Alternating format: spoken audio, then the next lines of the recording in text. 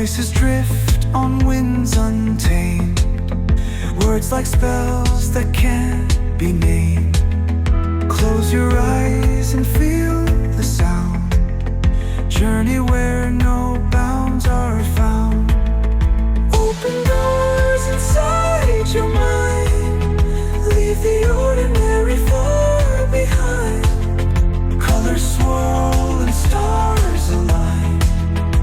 In the meta mysteries you'll find. Welcome to Meta Mysteries, where you don't know what you don't know. My name's Jonathan. I'm Sean. And tonight is Wonder Wiz Day. Welcome in the one out there. Everybody's going to be trickling in here in a few. White Boy Wizard has showed up on the scene. What a do, homie. One, dude. Hello, you glorious motherfuckers. What's up, dude? It's going to get weird tonight, dude. That's all I'm going to say. It's going to get super weird. Hang on to your britches. Yeah. I love it when you flirt with me. Talk dirty to me. Yes, dude. Yeah, it's going to get wild up in here. And this is kind of going to be bouncing off of the last couple of shows that we've done as far as, you know, aligning your frequency to other things. And, you know, instead of asking why, you know, maybe we should be asking how to do it. And this is going to be a little bit of that flavor, but to an extreme, deep, hermetic, philosophic, esoteric flavor that is just going to blow the pants off of you. So, Kyle, put a belt on, Get sir. ready. Okay, Buckle because up, it's about dude. to get weird, dude. So yeah, dude, this is something that I've actually been thinking about for quite a while, and then just recently, after going over the past few episodes, it's really made me think a little bit deeper about other things. It's like certain information that you get can be a key to unlocking newer things. And this was something that I kind of experienced that one night that I took a shitload of mushrooms and Elohim started talking to me, right? And Yep. so even that night, like, dude, if you could ask any question to whatever the divine wisdom of everything is, whatever you want to call that, God, universe, source, Elohim, whatever, right? If you Yep. could ask any question, you'd be like, oh, I want to ask about this. I want to ask about that. I want to ask about this, right? But it's not as linear as you would think, because on that night, I would ask a question, be like, dude, all right, I know it's going to be a banger of a question, right? And I couldn't even follow through with my next question because I needed a part 2 answer to the part 2 question. And then it's like, as soon as you got that answer, it opened up for more questions. And so that's kind of like how I feel this show has been transpiring here a lot lately. It's like, once we get the keys to these Lamborghini of esoteric topics, it's like, I mean, we just got to keep on diving deeper. You know, it's like, oh, we're in third gear. What's fourth gear look like? You know what I mean? You just got to Right. keep on shifting. Absolutely, dude. And sometimes I feel like it's just out of necessity, man. Like, we'll learn something, and I'm like, okay, I really, dig the information here, and I see how I can apply it. And then we'll learn something else. And I'm like, okay, this is kind of on the same, like, it kind of rhymes, but it contradicts this or that, and you can just keep digging and digging. And ultimately, man, the way I've been looking at it lately is, because I went on some type of contemplation merry-go-round for the last week, and I don't know, man, there's just so much information and so many different things to look at. I was wondering about the Big Bang and how it all started, and looking into religion, and looking into so much, dude, and to the point where I just felt like spiritually dizzy, and so this is why I like these episodes. And I have a feeling that this episode is esoteric and wild as it's going to be. I feel like it's going to be something that I needed just to kind of bring me back down from the clouds. You know what I mean? I need to be grounded. Yeah, well, it's funny you say that, because this episode's about the stars, baby. So Right, dude. your head's about to get all the way up into the heavens, my good. I'm all the way up. Yeah, dude. Yeah. So, and also we're going to be showing some videos here, in a few also, to try and get everybody's mind wrapped around this idea and this philosophy. Now, Okay. I'm not here to talk about if the earth is flat or if it's round or if it's a matrix. I'm not going into that. And the same thing goes for all the other planets and all the other stars. People that dive into this topic, they go hard on one way or hard on the other way, and that's absolutely not what we're talking about. Nothing about what we talk about has anything to do with the physical realm ever. Right. Okay. So this is all of the temple, all of the mind, all of the soul, all of your higher self. This is information to bypass the ego and enter the inner realms of what it is to be you. That's what I like to do. Besides the universe itself, you know, our own brain is the most complex thing we know of. And so it kind of makes sense, man. Take us there, dude. Yes, yes. So tonight we're going to explore a realm beyond the stars, a world where the planets sing, the stars pulse with ancient intelligence, and your soul is not only listening, it's vibrating with them. Sean, have you ever stared at the stars and felt something resonate, sir? You know I have. You already know this. Yes. Or maybe you've wondered why certain planets affect your mood, your mind, or your magic. Maybe deep down you've always known the truth, that you are a frequency being in a frequency-based reality, and the heavens are more than distant orbs. They are divine frequencies. So tonight we're going to break down the energy of each planet, how to tune your spirit into their signature vibrations, and how the constellations, yes, even the stars themselves, may hold the keys to your inner evolution. And to guide us through, we'll bring in the wisdom of Tesla, the mystics, the Gnostics, and your own inner knowing. So let's get weird. Dude, I love it, man. I love it. You're a part of this universe, so it kind of makes sense that tuning into certain planetary bodies or stars would have some sort of effect on you. Of course. I mean, and I don't know how people just disregard what's above our heads every single day. You know what I'm saying? Like, it's so colossal and so massive. And it's almost like they say that, like, your vision and your mind work together in eliminating seeing the nose on your face, right? Right. Okay. And I feel like we look at the sky that way too. In a way. And not only that, you know, there are so many things within this physical existence, you know, bills and work and, you know, name your dilemma here, you know, those are the things that keep us from even thinking about it. You know, it's always happening, but man, sometimes you just got to remind yourself, like, hey, I'm part of this big ass thing here. Oh yeah, dude. And it's not just here, you know, zoom out. Zoom the fuck out. Yeah. And that's the thing, is that almost every single mythology and religion has talked about the stars in one way or another, whether you know it or not, even, right? Like whether you're talking about Greek mythology or Christian mythology, Jewish mythology, literally every single like facet of almost every single religion has referred to the stars in one way or another, and maybe they were all telling the same story just from their own lens. And so we're going to bring in aspects of astrotheology into this. We're going to get into Greek god symbolism, and it's going to get weird. Like super weird. Man. So, dude, say less. I'm ready. So, you know what? First, before, you know what? I can go over this first. So, our first segment is going to be going into everything is frequency.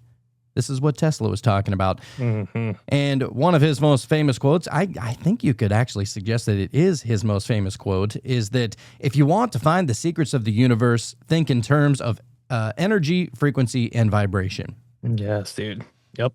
So Nikola Tesla wasn't just talking physics when he said that. He was opening a metaphysical doorway. The building blocks of existence, atoms, particles, fields, are constantly vibrating. They aren't static. They're dancing, oscillating, resonating.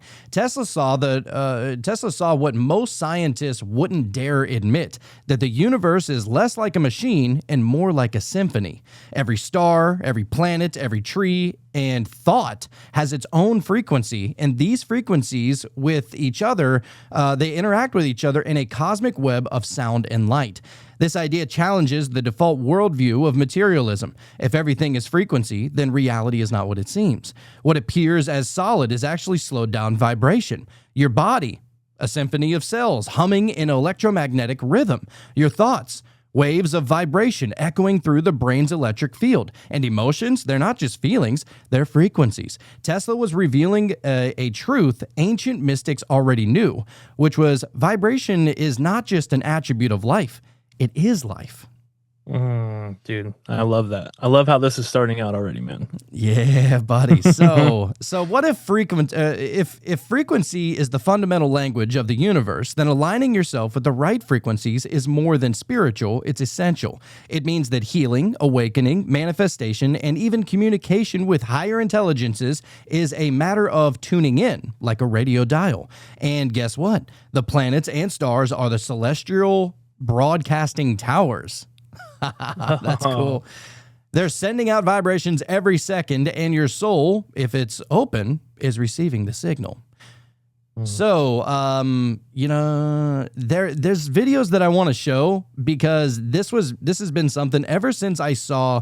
So I think you've probably seen, and everybody's probably seen, those people that are taking videos or still shots of zoomed in stars, right? When you zoom in on a star with like any kind of telescope, really, you'll see that it almost emits like a frequency or a vibration. Like, get out. I don't care if they're physical. I don't care what you think about them. But whenever you're looking through the lens of a telescope, this is what you see, right? And it seems, right? Yes, that's what we observe. And this has really caught my attention because this is something that I just wonder what we do with this information. Now, there's a couple of people that I follow on TikTok. One of the main guys is actually a guy named David Shane.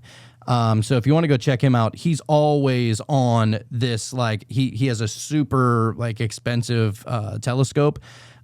This thing looks like the Cadillac of all telescopes, dude. I mean, it is sick. Right. But he films these stars, right? And he says you're not going to get this same kind of action whenever you're zooming in on the moon or the sun, obviously. But whenever it refers to stars and planets and whatever else out there in the universe, you can zoom in on them and you start to see some really spooky stuff. So look at this. And this is Beetlejuice. But that's crazy, right? Like, why would you wouldn't think that if you zoom in on a star, you see literally like it looks like light up against water and there's some kind of frequency or wave action going on, right? Right, because I mean, you would think that it would be one color or the other, like a red shift or a blue shift, depending on, what if it's coming towards us or moving away from us. But that's like the entire spectrum, and what happens to light when it's shined through water, you get that rainbow effect or whatever. And so, yeah, that's pretty crazy that you're seeing all those different colors. Yeah, and this is on just one of the stars. But by the way, we are showing video tonight. So for anybody that wants to be able to join us and watch the videos, we are up on YouTube. If you want to go to youtube.com/metamysteries, that link's down in the show notes below. But if you want to be able to support us and join us every Wednesday night at 9 p.m. Central, then go to patreon.com/metamysteries. That link is also down in the show notes. It's the best way to be able to support the show. And yeah, dude, and that'll be, if you sign up for the Wonder Wednesday tier, you'll be able to join us every Wednesday night over here. It's also it's completely commercial free. And you'll be able to get the shows a couple of days in advance, all the good things. So we appreciate all of the one who has already done so. But yeah, dude, like this is mind blowing to me. Whenever I first saw this, what do you make of this though, as far as all the different colors? Well, I mean, technically, all color is just like a frequency, isn't it? Yeah, I guess. I'm not sure. I'm really not sure, but I don't know. I don't understand why we're seeing so many different colors. Well, that's because what trips me out. It's like it's not that a star is so. Some people say that Mars is the planet of war and destruction, right? Or they got other planets that stand for divine femininity or divine feminine and stuff like that. It's not that that's all they are. That is just an attribute of them, right? So I think that there's a lot of different things all kind of boiled up into one energy, one energetic frequency, and that's what we're seeing through the mic or the telescope lens.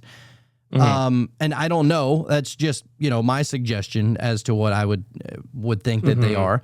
Right. But I mean, And the even crazier thing too, on top of that, just out of nowhere, like that the light from that star, I mean, let's say it's 20,000 light years away. You know what I'm saying? Like you're seeing that as Betelgeuse was 20,000 light years or 20,000 years ago. You know, that just trips me out. And who knows if even that is that's the the case, truth. you know? Yeah, I don't know. And I'm not saying that it's right or wrong. I just, there's no way for me to verify that without putting my faith and trust into an organization, which is why I have the whole Cult of Conspiracy podcast. I don't trust any of them. Right. So Yeah. I and I don't know if that number is accurate at all. I just threw out a number just to kind of make a point. You know, you're seeing something from the past.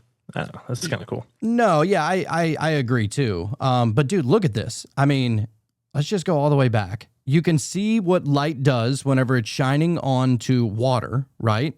Very similar. Not saying it's the exact same thing, but very similar. Look at this. Light through a glass of water.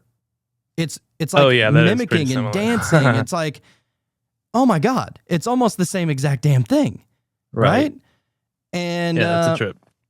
Yeah, and now this is the planet. This is what stars would look like through a telescope. I mean, now I know that you can shade them and, you know, look at them from different angles and zoom in, zoom out kind of thing. So I'm not saying that that's what they always look like, but this is a way of being able to see them. But my God, is that so crazy? Now, people like to take this to a flat earth place. I don't see how I'm not going there tonight. Okay. Because I've done way too many damn flat earth shows, and no disrespect against the flat earthers. It's not my vibe personally. Also, I'm not a globe earther either, so don't fry me. Of course. You It's couldn't the give us Matrix. something. It's a dream. It's a fucking nightmare sometimes too, you know? Oh, yeah. But look at these. These are all of the... go ahead, White Boy Wizard. What you got there, sir? Have you ever seen the dude that did the Concave Earth series on YouTube? The concave? What is that, like inner Earth? No, it's like a... Here, sorry, I was freaking trying to... Like the Earth is a bowl. Yeah, basically, more or less, we're on a non-stationary or a stationary, non-rotating bowl. But like his unique approach to it, he was able to answer some of the things that Flurfers can't pin down, and vice versa with the Globers. But yeah, I don't even know if it's still there. But you guys should go check it out if you ever get a chance. Definitely will. I mean, who knows? You know, I just, for me personally, I just don't understand why our Earth would be so different from everything else, that we see out in the universe. But and that's why I bring this up. Because what if this is what these planets are, is what I'm trying to say. Then what does that say about us? Does that look at our planet as another frequency in which we just look at it as it's some kind of physical vibration or physical plane, whenever it's really just kind of, it's all Maya, it's all illusion. You know what I'm saying? And yeah, for sure, dude. And that's where I know a lot of people will say that, well, if how are we flat and all the other planets round or whatever? Like I said, it's not that conversation. We're not getting into that. Yeah, But you know what I'm trying to say here, that if that's what we're seeing through the lens of all these stars on or from Earth, then I wonder if you were to go to another planet, look into a telescope and zoom in on Earth, what would you see? Right. Exactly. I'm with you. But check this one out. This is a lot of the planets. So you got Arcturus, Altair, Saturn, Jupiter, Vega, Venus, Sirius, and Ahina. But look at these. I mean, that's wild. Is going on? And so whenever I saw this, I was like, there has to be something to it. And to be honest, this doesn't even really matter. I'm just gonna be real with you.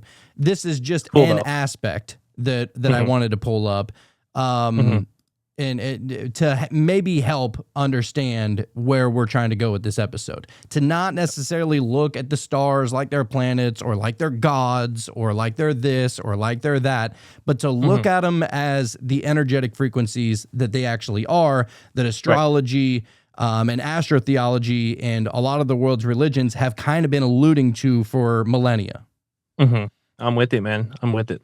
All right. So astrology as the celestial blueprint. So anybody that's ever gotten like their star chart done, like their natal chart, I mean, it is fucking creepy how spot That on I it can't is. explain, dude. I can't explain that at all. Because I think we both had ours done. Yeah. And it was just spot on, man. You know, Spot I couldn't on. even argue it. Not even one detail of it. That's what I'm saying. And so I always found that so fascinating. How is it that the stars in the sky and the moment that I was born seem to align, and it almost tells the story Right. about how my life is going to go. It describes me as an individual. How is that even possible? Right. And it actually kind of reminds me of what Optimistic Banks was talking about, how like a specific energy creates a certain person, or like a specific energy creates the cow, right? It's not so much that the cow just exhibits a lot of that type of energy or the characteristic of that energy, but the energy itself created that. You know what I mean? Like Yeah. working it backwards. Like, Yes. Interesting. And so maybe they all just happened at the same time. You know, Right. it's just like the elements were exactly right for this to happen. So the day you were born, at the specific time where you were, according to the planets and everything else, created you. You know. Yeah, Let's go. yeah, and you know this also kind of goes into I think we've showed or shown the video also in the past about what happens when, and this is not going to be a pro-life or whatever kind of conversation. I don't care about that. You do whatever you do. Okay, not up to me. But whenever we get to the you know, whenever you zoom in on the sperm, the moment that it attaches to an egg, there seems to be a burst of light. Now, how weird is that at that moment, maybe the celestial clock begins. Maybe that's where we came from. Maybe that's, you know what I'm saying? Like it all has to do with some kind of light is how life was created. And if that's what we're seeing up in the sky, why would we think that we're any different? Exactly. Yep. So, yeah, your birth wasn't random. It was an energetic fingerprint, the moment the universe sang your soul into form. When you were born, the sky sang a song. The arrangement of planets, the angle of the sun, the phase of the moon, these weren't just pretty patterns. They were energetic coordinates, like a cosmic chord that struck the strings of your soul. Your birth chart is the harmonic signature of that moment. It's not fortune telling, it's frequency mapping. Oh, I like that. That's cool. It shows what your energetic body was tuned to when you entered this vibrational matrix, and those tones echo throughout your entire life.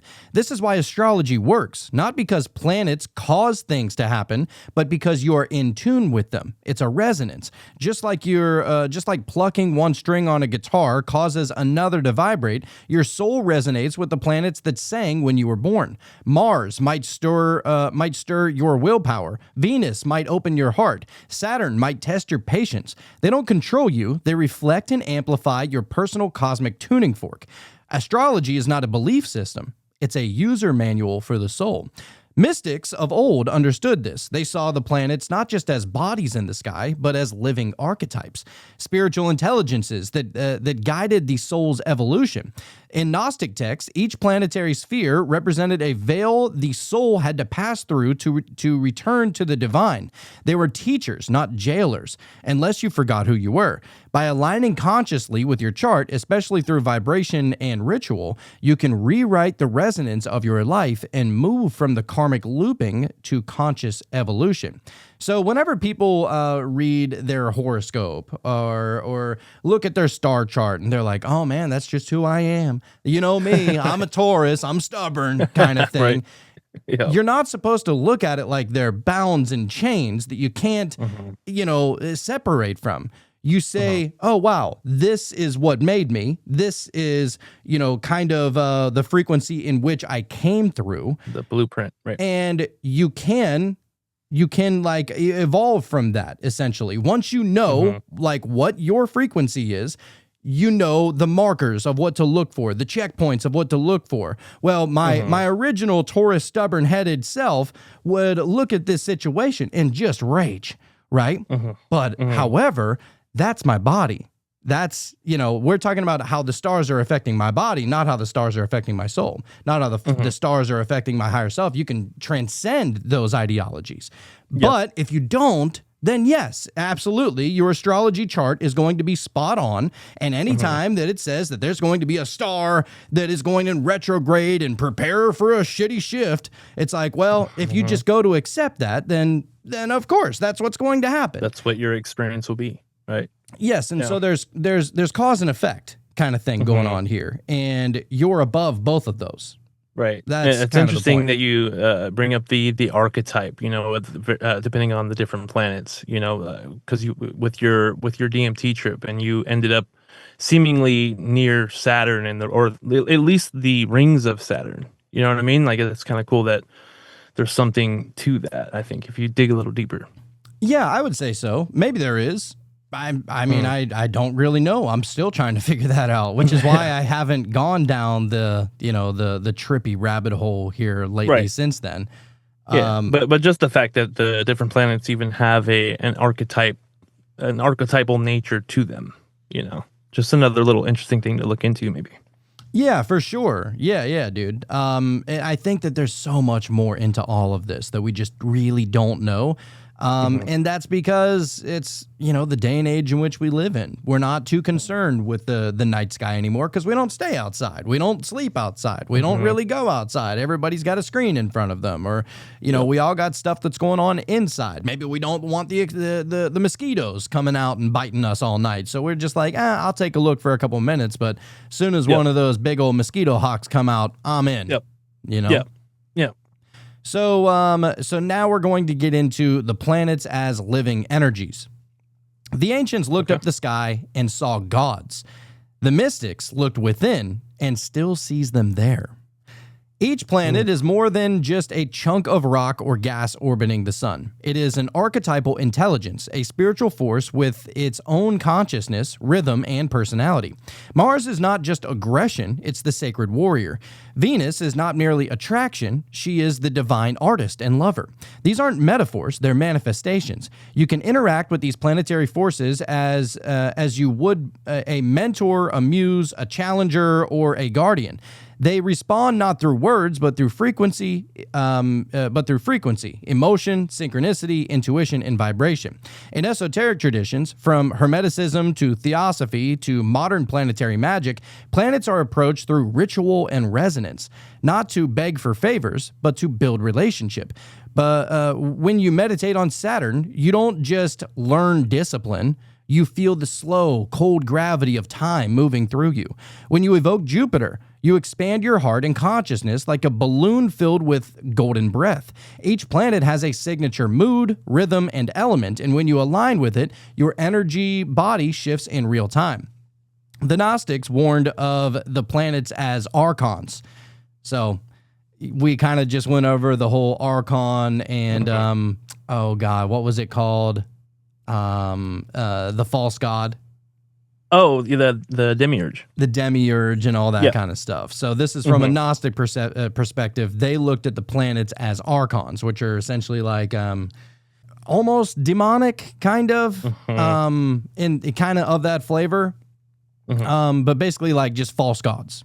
But they looked at the planets as archons, entities that could trap the soul in illusion. But this was not a condemnation, it was a challenge. If you are unconscious, we become slaves to these forces. But if conscious, we transcend them. The key is awareness. You don't run from Saturn's lessons. You sit with them, learn with them, and become wiser.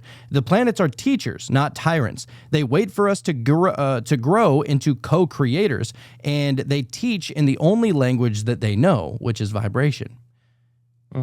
Yeah, buddy. See what I'm saying? Like, this is a completely different mindset on how to look at these things. Like, you're not trapped. You're not helpless.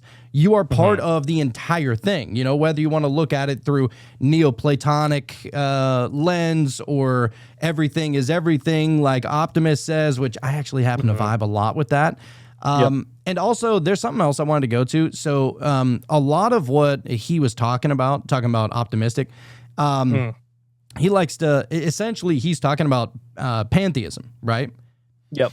But there's also another extension of that, which people seem to, vibe with a little bit more. And to be honest, I may or may not. I haven't I haven't thought about it as long as I would like. But there's another one called panentheism. So panentheism, okay? Okay. And what's this one? It's everything. Pantheism says that everything is everything and everything is God, right? Yeah. But panentheism says that everything is God, but God also exists separately at the same time. Oh. So okay. like how people will say, well, yeah, we're all one collective, and one day we're going to go back to the source, right? Or, you know, go back to heaven or whatever. It's that there is from this view, they look at it as if like, you know, this is all just an emanation of God, a lot like the Neoplatonic idea, right? Like you with the soul, the nous, the world soul, and then, you know, the physical plane. And so it's not, to be honest, it's like really a perfect mixture of pantheism and, God, I just said it. Neoplatonism. Of Neoplatonism, yeah. Of pantheism and there's too many isms going on here. But of pantheism and Neoplatonism is essentially a mix that is panentheism. So I want to throw that out there. I just heard about that one. Yeah, I think I might need a little more time with that though. Yeah. You know, for sure. I don't know how I feel. See, I've been going back and forth like just in my own time, you know, really trying to figure out what do I believe? You know, what's the real anchor to kind of how I want to carry this life and go forward, you know? And I don't know. I don't know if there necessarily needs to be a God outside of space and time.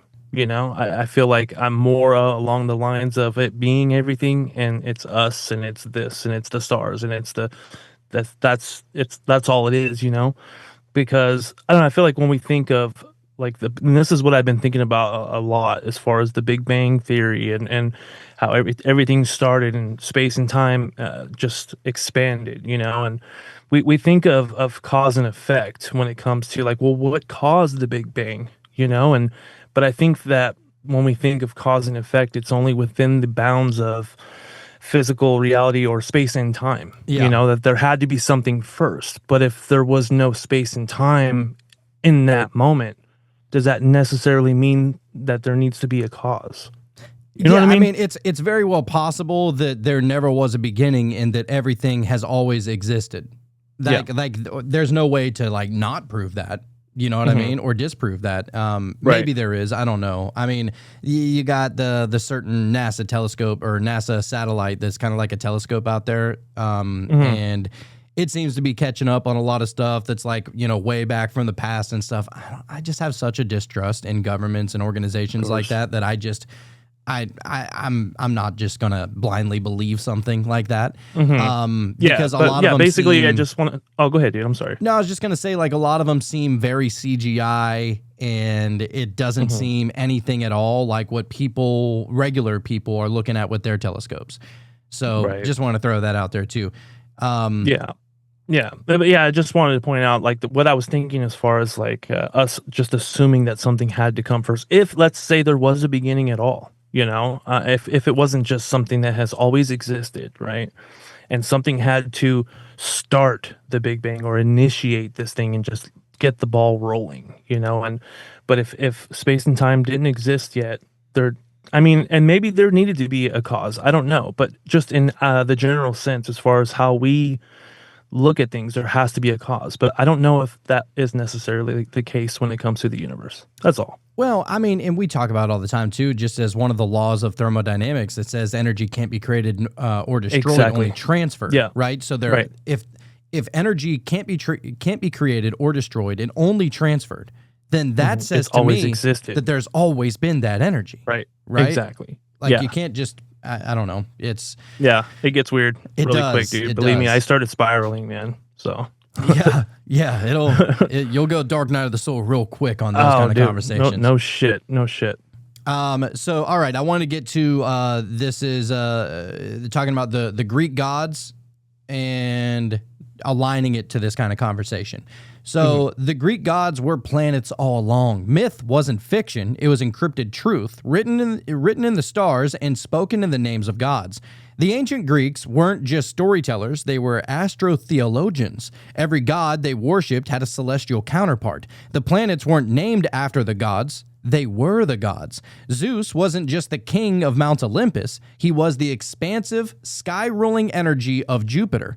Ares wasn't just a hot-headed warrior, he was Mars incarnate, the very pulse of rage and willpower. Aphrodite, shimmering in her beauty and magnetism, embodied Venus and its power to attract and harmonize. These weren't just deities, they were vibrational archetypes projected onto the heavens and inward into the soul. This wasn't abstract for the ancients, it was experiential. When Mercury, or Hermes, moved through the sky, communication and travel would feel swifter or trickier. When Saturn, or Kronos, hovered, time slowed, lessons came due, and initiates would face their karma. The gods were not out there judging, they were within, activating patterns in human lives according to their celestial timing. Greek temples were often aligned with star paths. Initiations into the mysteries mirrored the motions of the planets through the zodiac. Myth and astronomy were two sides of the same mystical coin. So when modern people studied astrology without mythology or religion without astronomy, they're looking at only half the truth. The Gnostics, Hermeticists, and alchemists knew this, that myth is the soul's language and stars are its grammar. Oh, that's cool. Greek myths were never just about heroes and monsters. They were symbolic stories of how cosmic forces play out within us. When you track your natal chart, you're not just looking at planetary positions. You're tracking which gods are alive in you and how to work with them consciously. You're not just interpreting astrology, you're living mythology. So now we're going to get to the Greek gods and their planetary correspondences. So you have, and we're just going to be talking about the main ones, just like within our solar system. So you have Sun, the Roman name being Sol, S-O-L. The Greek god equivalent would be Apollo or Helios, and the archetype and meaning would be divine will, light, healing, music, and prophecy. That's everything the sun is attached to, according to the archetype in the meaning, right? Yep. Mm-hmm. Then you got Moon, also known as Luna, also known as Artemis. And the archetype would be emotion, intuition, feminine mystery, and cycles. Makes sense, right? It's always seen as the feminine to the sun's masculine. Mm-hmm. Yep. And then you got Mercury, the Roman name is Mercury. The Greek god equivalent would be Hermes, and the archetype would mean messenger, intellect, trickster, travel, and magic. So that's Mercury. Then we go to Venus. The Greek god equivalent would be Aphrodite, which stood for love, beauty, sensuality, and divine feminine. Women are from Venus, as they say. Of course, yeah. Then you got Mars. The Greek god equivalent would be Ares, which stood for war, passion, aggression, and primal fire. Jupiter, the Greek god equivalent would be Zeus, and the archetype would be kingship, expansion, divine law, and skyfather. Makes sense. Okay. And I've heard people make this kind of comparison too, just like in relation to Zeus and Jesus, because back then the J wasn't even a letter, so it was actually an I, right? And so it would be Zeus, right? Oh, right. And so that's where they connect Zeus and Jesus a little bit. That's a rabbit hole to dive into. It just goes to show that all of these cosmological truths, are just inside of us, and that's why these stories resonate so well with people. Yeah, I mean, and just think about it. If you were to look at Jupiter or Zeus, it literally stands for, and just look at it through like a Jesus perspective. It stands for kingship. Jesus is known as King of Kings, right? Yep. Expansion, divine law, and skyfather. I mean, it's literally what and what. Say no more. Right. Then you got Saturn. The Greek god equivalent would be Kronos, which stood for time, karma, structure, restriction, and fate. Then you got Uranus, not mine. Of course. Which the Greek god equivalent would be Aranos. Never heard of that one. Which the meaning would be the sky, sudden change, divine mind, or rebellion. So rebellion being the main one there. Then you got Neptune, which the Greek god would be Poseidon, which stood for oceans, emotions, dreams, and the unconscious. So Neptune rules all of that, which is pretty interesting. Then you got Pluto, of course. The Greek god equivalent would be Hades. I didn't know that. But Pluto and Hades would be the archetype for death, the underworld, transformation, and hidden wealth. Which so happens they just decided that it's not a planet no more. You know what I mean? And so it kind of tracks, I guess. They got rid of hell, basically. Right, they're trying to. Yeah. You Then you have Earth, of course. Earth, the Roman name would be Terra or Gaia. The Greek god equivalent would be Gaia, and the archetype and meaning would be embodiment, fertility, grounding, and the material realm. Embodiment. That's interesting. You know, we come here to have a physical experience. I don't know, just saying. That's what I'm saying, dude. Throwing it out Every there. single thing. The material realm, yeah. Grounding, check. for sure. Fertility, people be fucking. And They do be. And then you got and then embodiment, of course. White boy wizards over there getting his freak on. I like it. So it makes sense, right? Like in this realm, like don't look.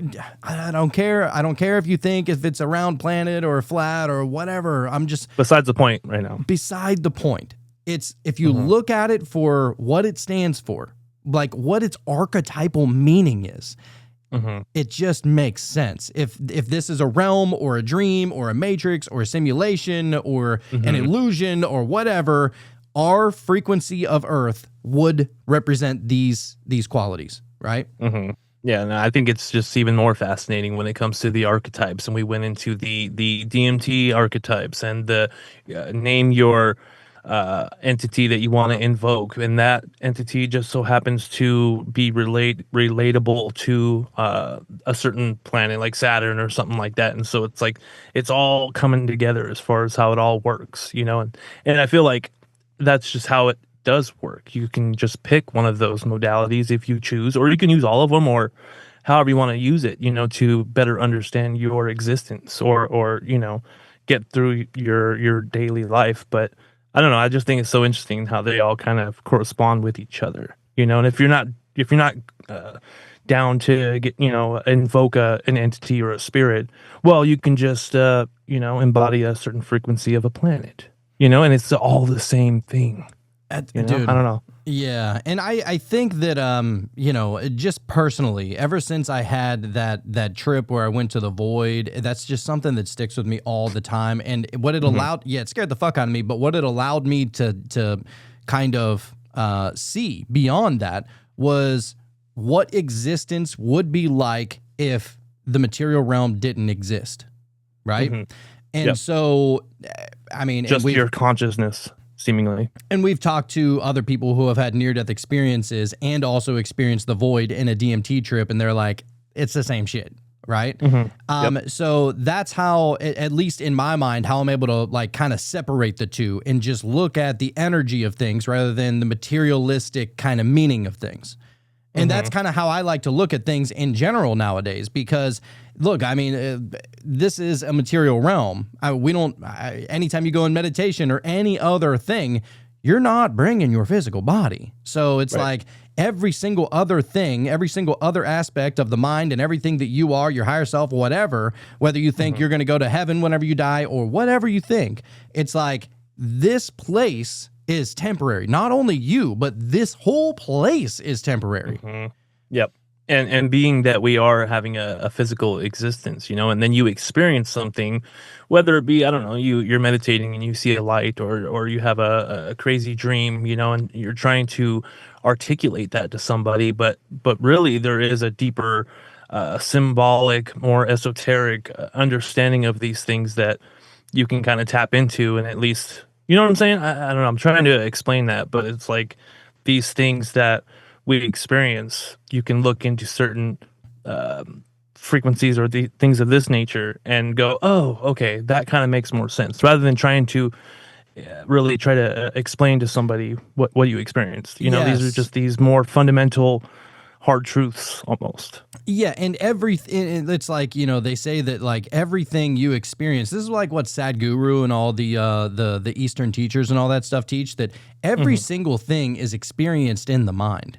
Like you think that you're experiencing all these physical things, but really it's just your mind if you really think about it. So, and this is how you get the to the whole idea of like what was the word? Not transcend or trans the word. It was in the magic book that we always bring up, but transmutate. Yeah. Transmutate. And so like literally you can take certain things that happen to you. Let's just say, we always talk about like whenever somebody cuts you off if you're in traffic or whatever, right? Like in your natural animalistic physical self would get so pissed that you might flip them off back, or maybe you'll chase them a little bit, right?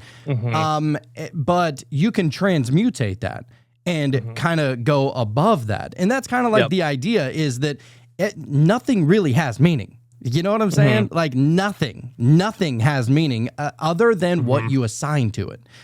Right. And that's the idea behind transmutation and everything. So even these energies of these frequencies of these stars, it's like, yes, that's what they mean. Are you going to be a victim to them or transmutate them? Embrace it, right? And become aware of the frequencies and aware of the star alignments and stuff like that. Because if you're not aware, then it's going to have its effect on you one way or another. So you may as well just become aware of them and transcend them.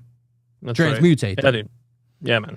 So just getting back to the whole Greek thing, it says these weren't just mythological figures. They were expressions of planetary energies, psychological forces, and celestial powers. In the mystery schools, initiates were taught that these gods were real, but not as physical beings. They were living archetypes, vibrating frequencies that ruled the heavens and shaped the inner soul. The ancient Greeks encoded cosmological truth into story. Mount Olympus was not a place. It was a map of the psyche and the stars. Yeah, baby. Yeah, all day with that. So before we get to the next part, I want to get over to the chat for the one over there. Oh, yeah, dude.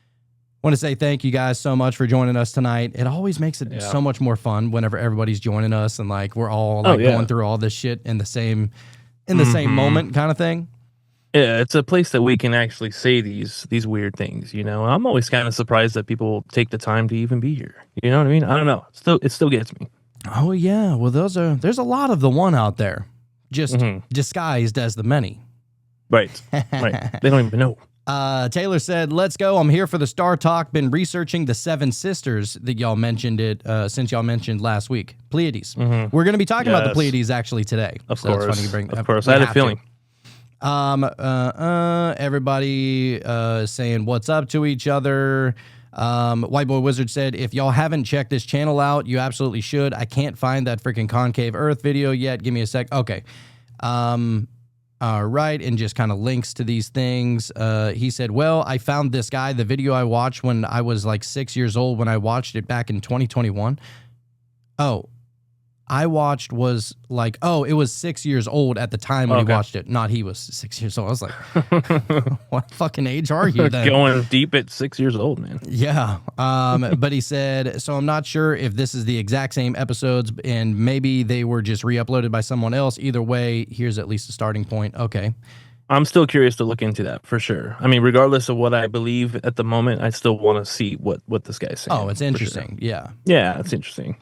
Because it does seem like we are, even the illusion would be some kind of physical realm, right? And it's not to say that this is fake and gay, as like some people would say, but it's that, it's just the realm where we're temporarily existing. It's the frequency in which it's almost like the physical plane invoked us.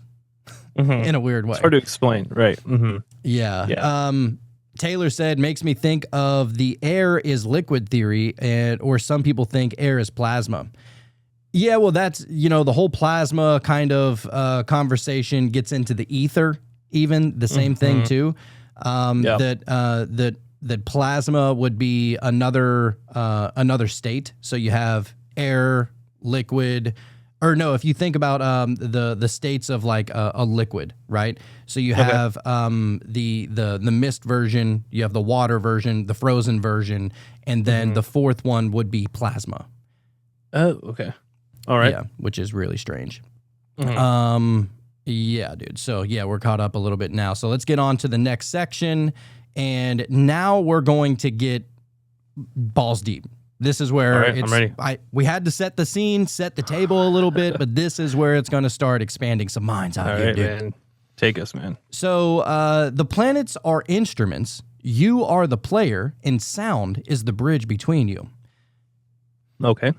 So, and we're going to get to certain frequencies of each planet. You know, they talk about how Earth has the Schumann resonance, right? Mm-hmm. And the Schumann resonance typically is around 7.83 hertz is the frequency of Earth, right? Yep. And then what was the other one? Like the frequency of the universe collectively is like 432, which then it matches up perfectly with the Hindus that would chant Om, right? Because right. Om is literally like when you go Om, that's the Universe, right? collective sound of the universe all working together as one symphonic sound, and you get Om, I love it. which is really cool. I love it. We might have to do an Om meditation now, I'm thinking. I think we're gonna have to. Yeah. Yeah, I think so. Yep. So the Earth frequency 7.83 hertz, the Schumann resonance, the archetype of Earth would be grounding, healing, and Gaia consciousness. The Earth's fundamental frequency, which is 7.83 hertz, is known as the Schumann resonance. It is the vibrational heartbeat of our planet, a low pulsing frequency that keeps all biological life in harmony. By the way, they just mapped, I guess with some kind of satellite that was out in the sky or whatever. They mapped literally, or they got like, it was some kind of infrared video or something like that. But you can literally see it's like every 7 seconds, which makes sense that it's 7.83 hertz. I don't know if that aligns or anything, but it's like every 7 seconds, it seems like the entire Earth had a heartbeat. It is one of the really? craziest fucking videos you'll ever see, dude. She's alive, dude. Dude, it's Gaia, for sure. Yeah. That's cool. I didn't know that. Yeah. So it says when you're feeling anxious, ungrounded, or disassociated from your body, it's often because you're disconnected from this baseline frequency. In ancient traditions, this was the pulse of Gaia herself, the living spirit of the earth that sustains all physical forms with a nurturing, stabilizing vibration. To tune into Earth's frequency, nothing is more powerful than direct contact. Barefoot walking on the grass, laying on the soil, or submerging in natural water. You become a living antenna, syncing your nervous system with the Earth's rhythm. Sound healing tracks that use as 7.83 hertz as a base that can help reinforce this connection. You can play these frequencies during breath work, grounding meditations, or while simply sitting beneath a tree. Over time, you'll find your mind clearing, your anxiety softening, and your body beginning to repair itself. Grounding is a big one, big time. Okay, you know what? We might have to do this one then. What was that? 7 point what now? 7.83 hertz. That's the one. Wait, let's do that. I was already saying in the beginning of the show, I feel like I need a little grounding, so that might be the one. We'll see. We can take it there. It says Earth's resonance is also tied to the root chakra. Makes sense. The energetic foundation of safety, presence, and trust. By listening to this frequency or meditating with earth-toned crystals like hematite, obsidian, or smoky quartz, you activate that primal remembrance. You are held, you are safe, you belong. Earth doesn't ask for belief, only connection. And through that connection, she harmonizes with everything else. Oh, dude. Love it. Love it. Shout out to Earth, dude. Yeah, dude. Just for supporting us all these years, God. So nextly, we have the moon. The moon's frequency would be 210.42 hertz, also coming in the note of G. So, and this is like, there's been certain, what are they called? Not conductors, but the people that orchestrate symphonies. Yeah. Fuck, I can't think of it right now. You put me on the spot. Whatever they're called. Anyway, there was Composer. composer. There That's he it. is. There he is. There was this one guy who found out that literally each planet had a frequency that could be matched perfectly with a certain note in like ketones, right? So the moon would be note G. And weirdly enough, Earth doesn't have one. It doesn't line up with any of the other ones, but all of the other planets in the solar system do. That's interesting. Yeah. I wonder what that frequency is as far as the moon goes, because I remember we had the meditation and I went to the moon and I felt uncomfortable there. Like I felt like I shouldn't be there. So I'm wondering if there's some sort of correlation with whatever that frequency is and what it does to us. You know, I don't know. Yeah, well, it's out of alignment with your natural, physical habitat of what you're, traditionally used to. So it's going to be a little bit. True. It's going to be a little bit different. off.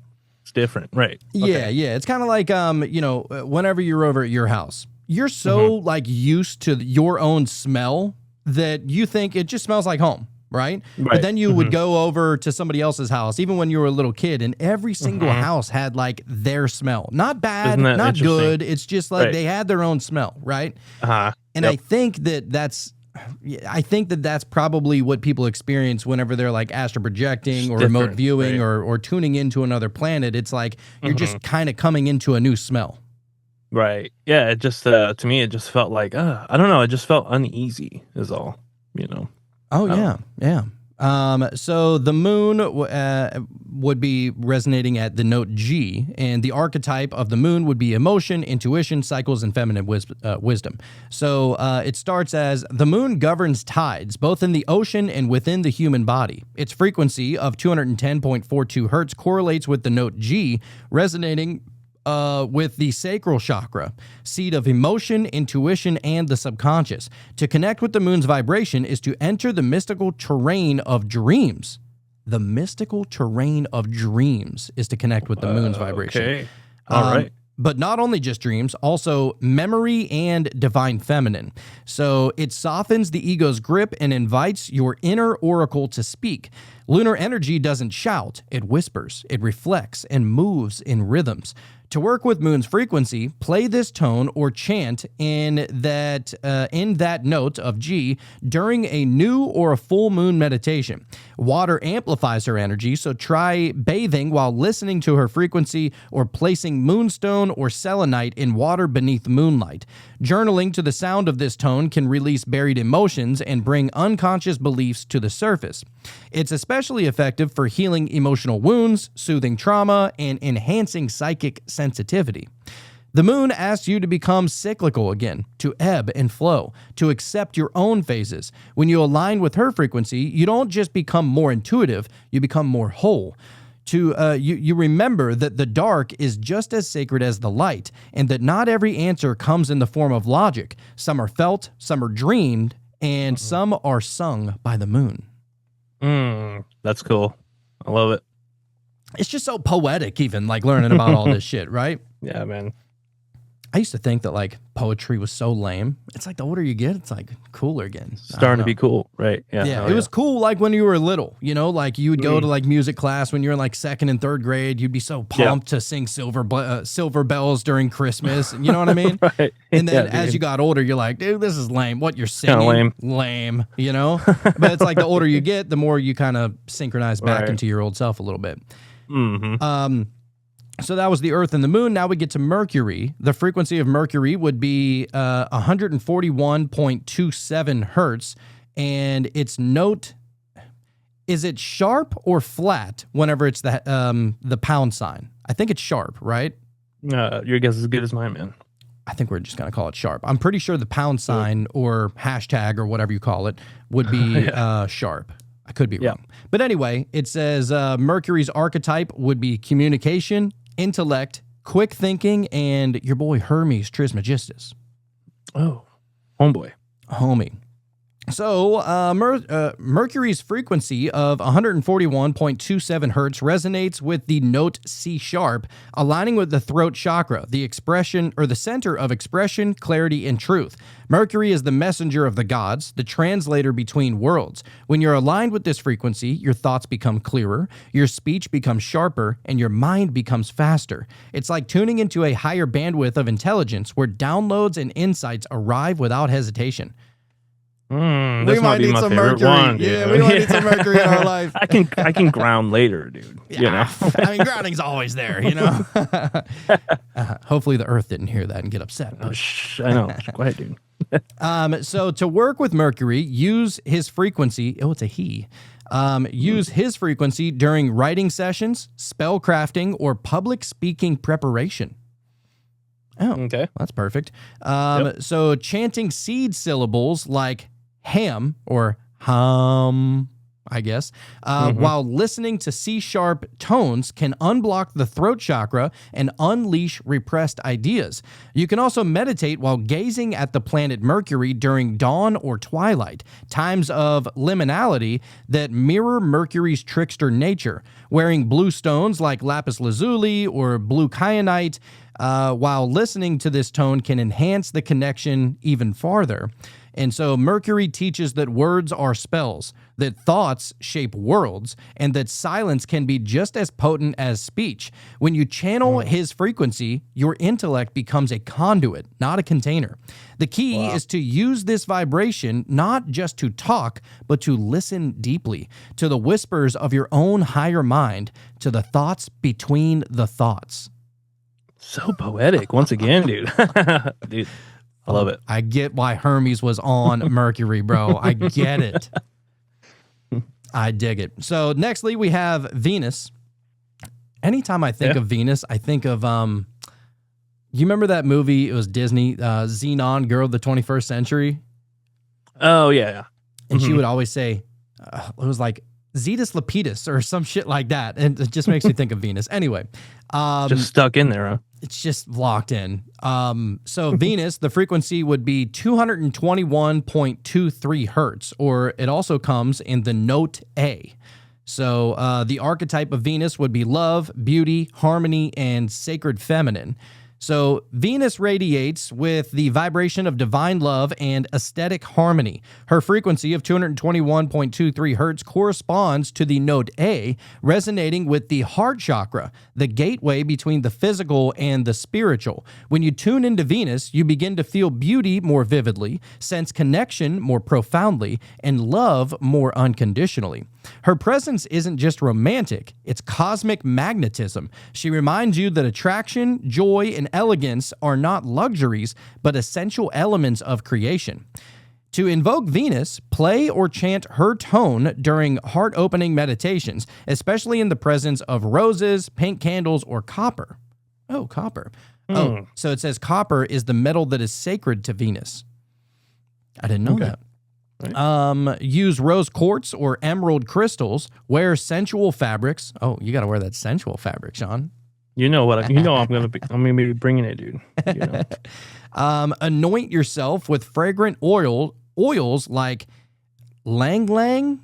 Starts with a Y. Never seen that one before. Or jasmine, and write poetry. Venus responds to devotion through artistry. She appears where there is balance, beauty, and sacred attention to the present moment. Whether you're calling in love or cultivating self-worth, her vibration is the gentle pulse of receptivity. When you harmonize with Venus, you attract not just affection, but alignment. Love becomes less about possession and more about resonance. Relationships flow with ease because you're no longer rooted in lack, but in energetic coherence. She teaches us that beauty heals and that harmony is divine architecture. You don't beg for love under Venus's frequency. You become love, and love finds you. Okay. All of this, man, all of this is already in all of us. You know, I feel like what we're going to be doing is just understanding how to bring some of it to the surface, you know, at any given time. Oh, dude. It's just... You know what I mean? This is why it's so important. Built into us. Yeah, it's so important. And that's the thing, is that it is a part of us. It's a part of the realm that we're in. It's a part of the divine dream that we're a part of, right? Yep. And so you may as well just become aware of it.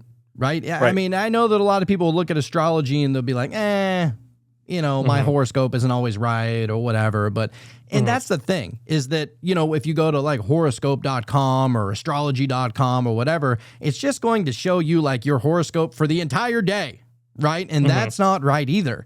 So, because you weren't born on all This day, all of 24 hours of that day. You were born in a moment of that day. So you have to be a little bit more specific, and you have to be more specific about where you were born, what time you were born, and all these other things. Your name even plays a factor into it. So it's all. This is why it's beneficial probably to get your own star chart all done up, so it's more detailed and specific to you. Yeah, and actually, dude, you can go to, like, if you have ChatGPT, ChatGPT is free. You can just download it on your phone, and you give it like all of your information. So your name, the place that you were born, the time that you were born, and everything else. And you say, all right, I would really like my star chart done, and it just gives it to you.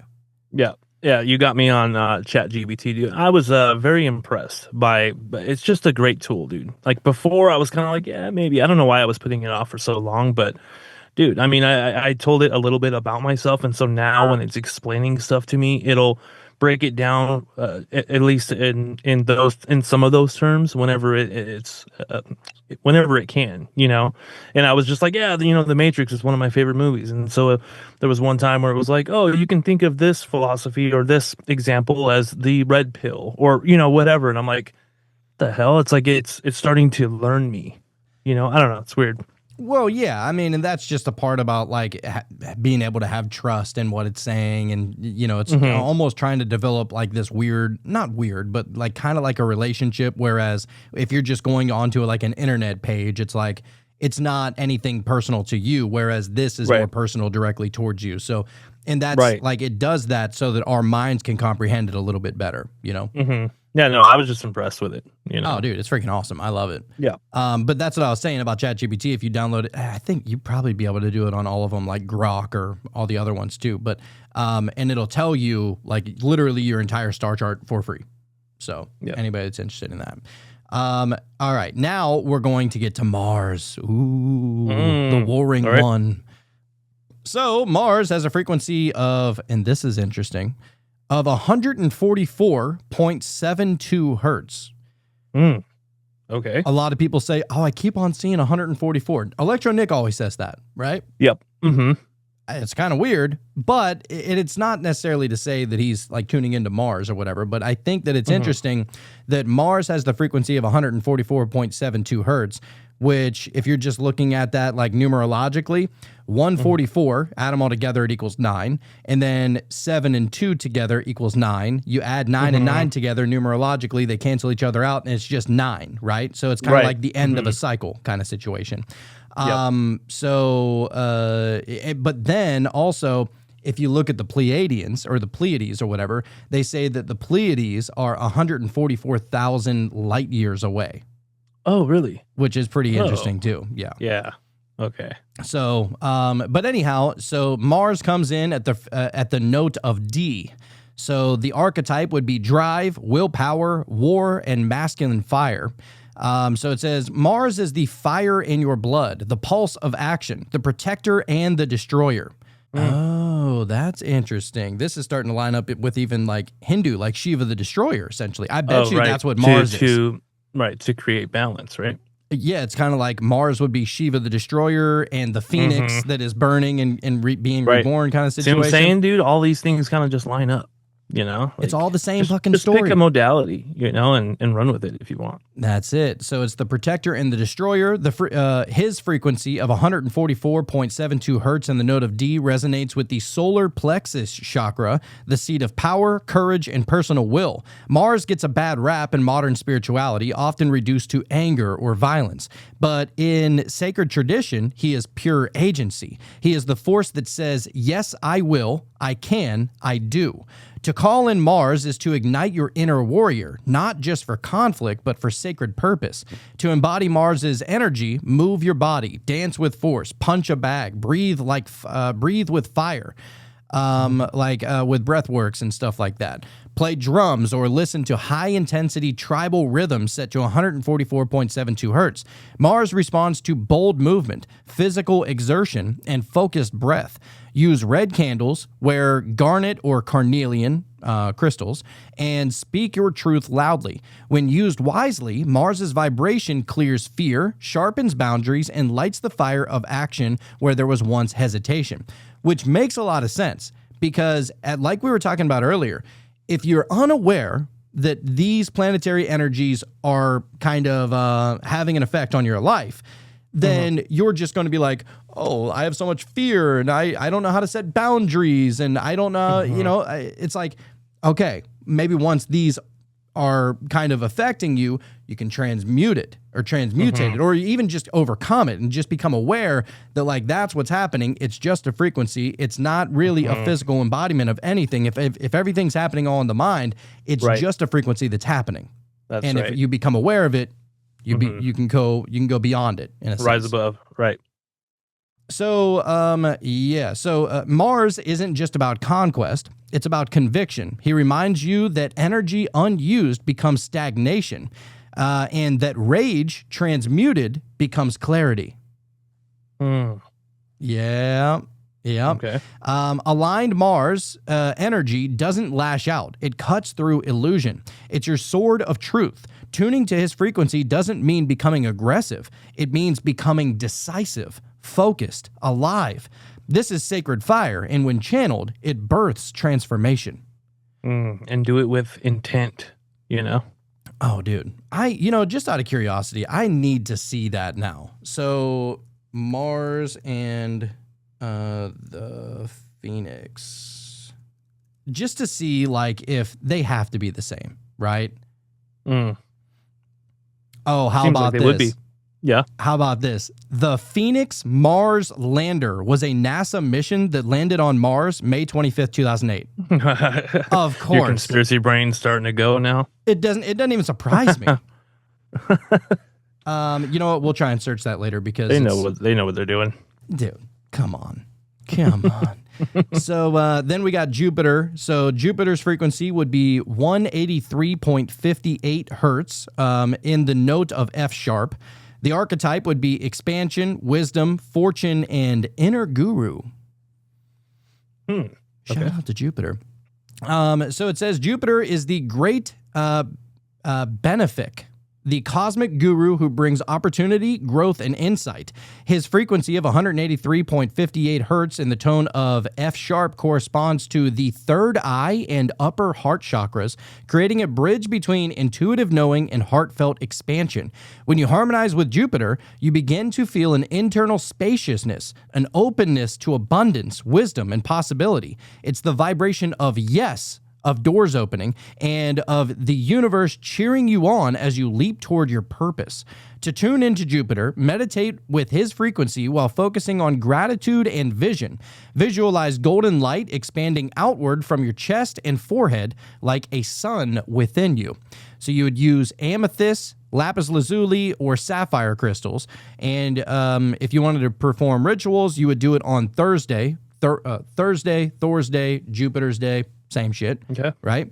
You would journal expansive goals and recite affirmations of prosperity. Jupiter responds to sincerity and vision. When your intent is generous, he multiplies it tenfold. Okay. That checks out. I like it. I like it. That checks out. Just whenever we did the money spell, dude. Yeah. That was Jupiter shit right there. Oh, absolutely.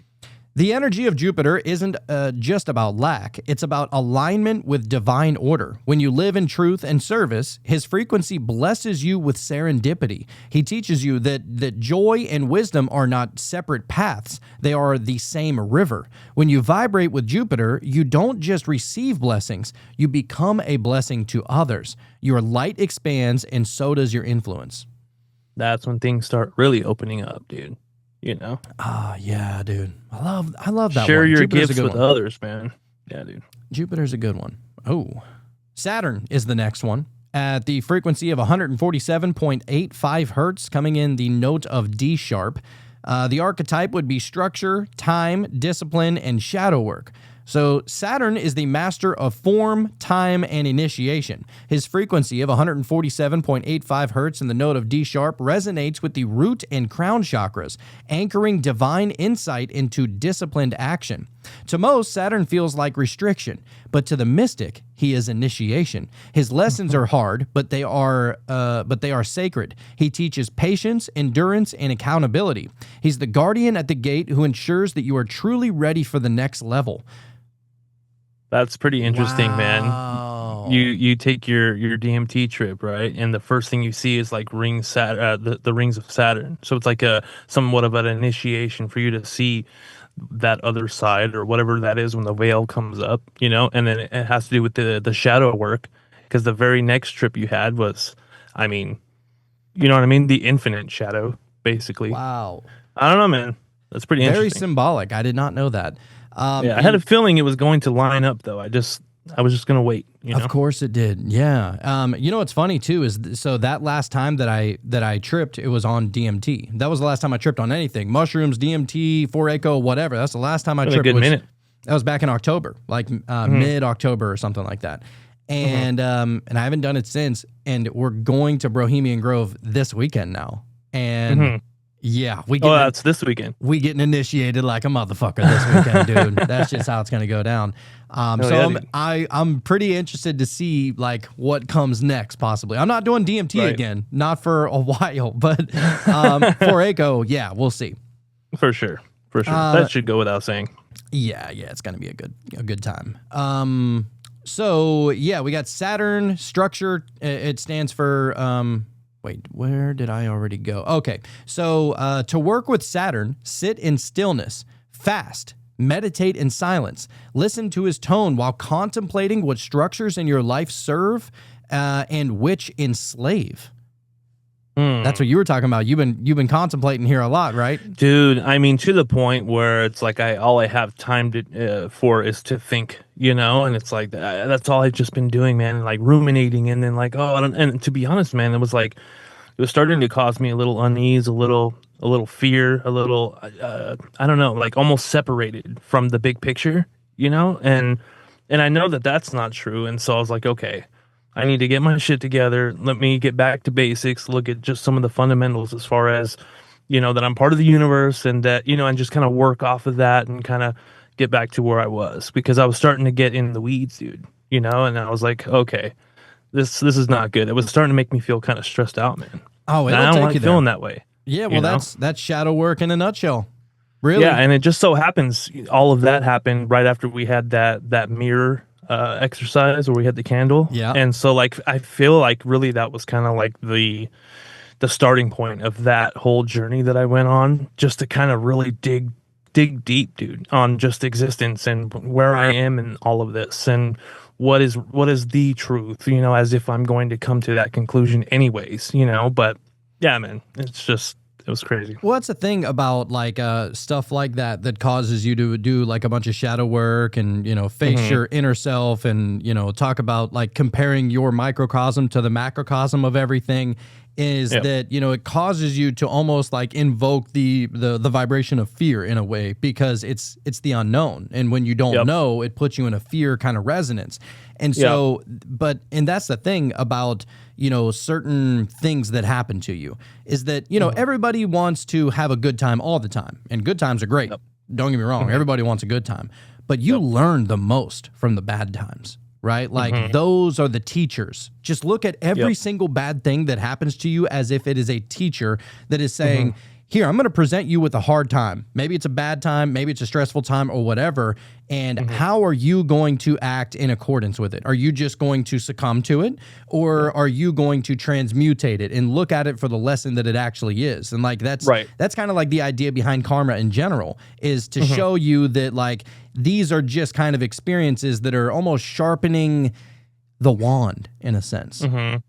Yeah, and ultimately, dude, what I really had to try to do was just get back to basics, like I said, but also just kind of let go of certain things that were kind of just rattling around in my mind over and over, and just say, you know what, that's not really serving me, you know? And so I just kind of like just dropped it, you know? And now I'm just like, all right, let me just look at it this way for a bit, you know, until I can add more tools to the tool belt. Oh, yeah. Yeah. Well, look, I mean, if you're trying to work with Saturn, you would use obsidian, onyx, or black tourmaline to ground yourself. Saturn doesn't offer comfort, he offers clarity. He rewards those who show up consistently for their shadow.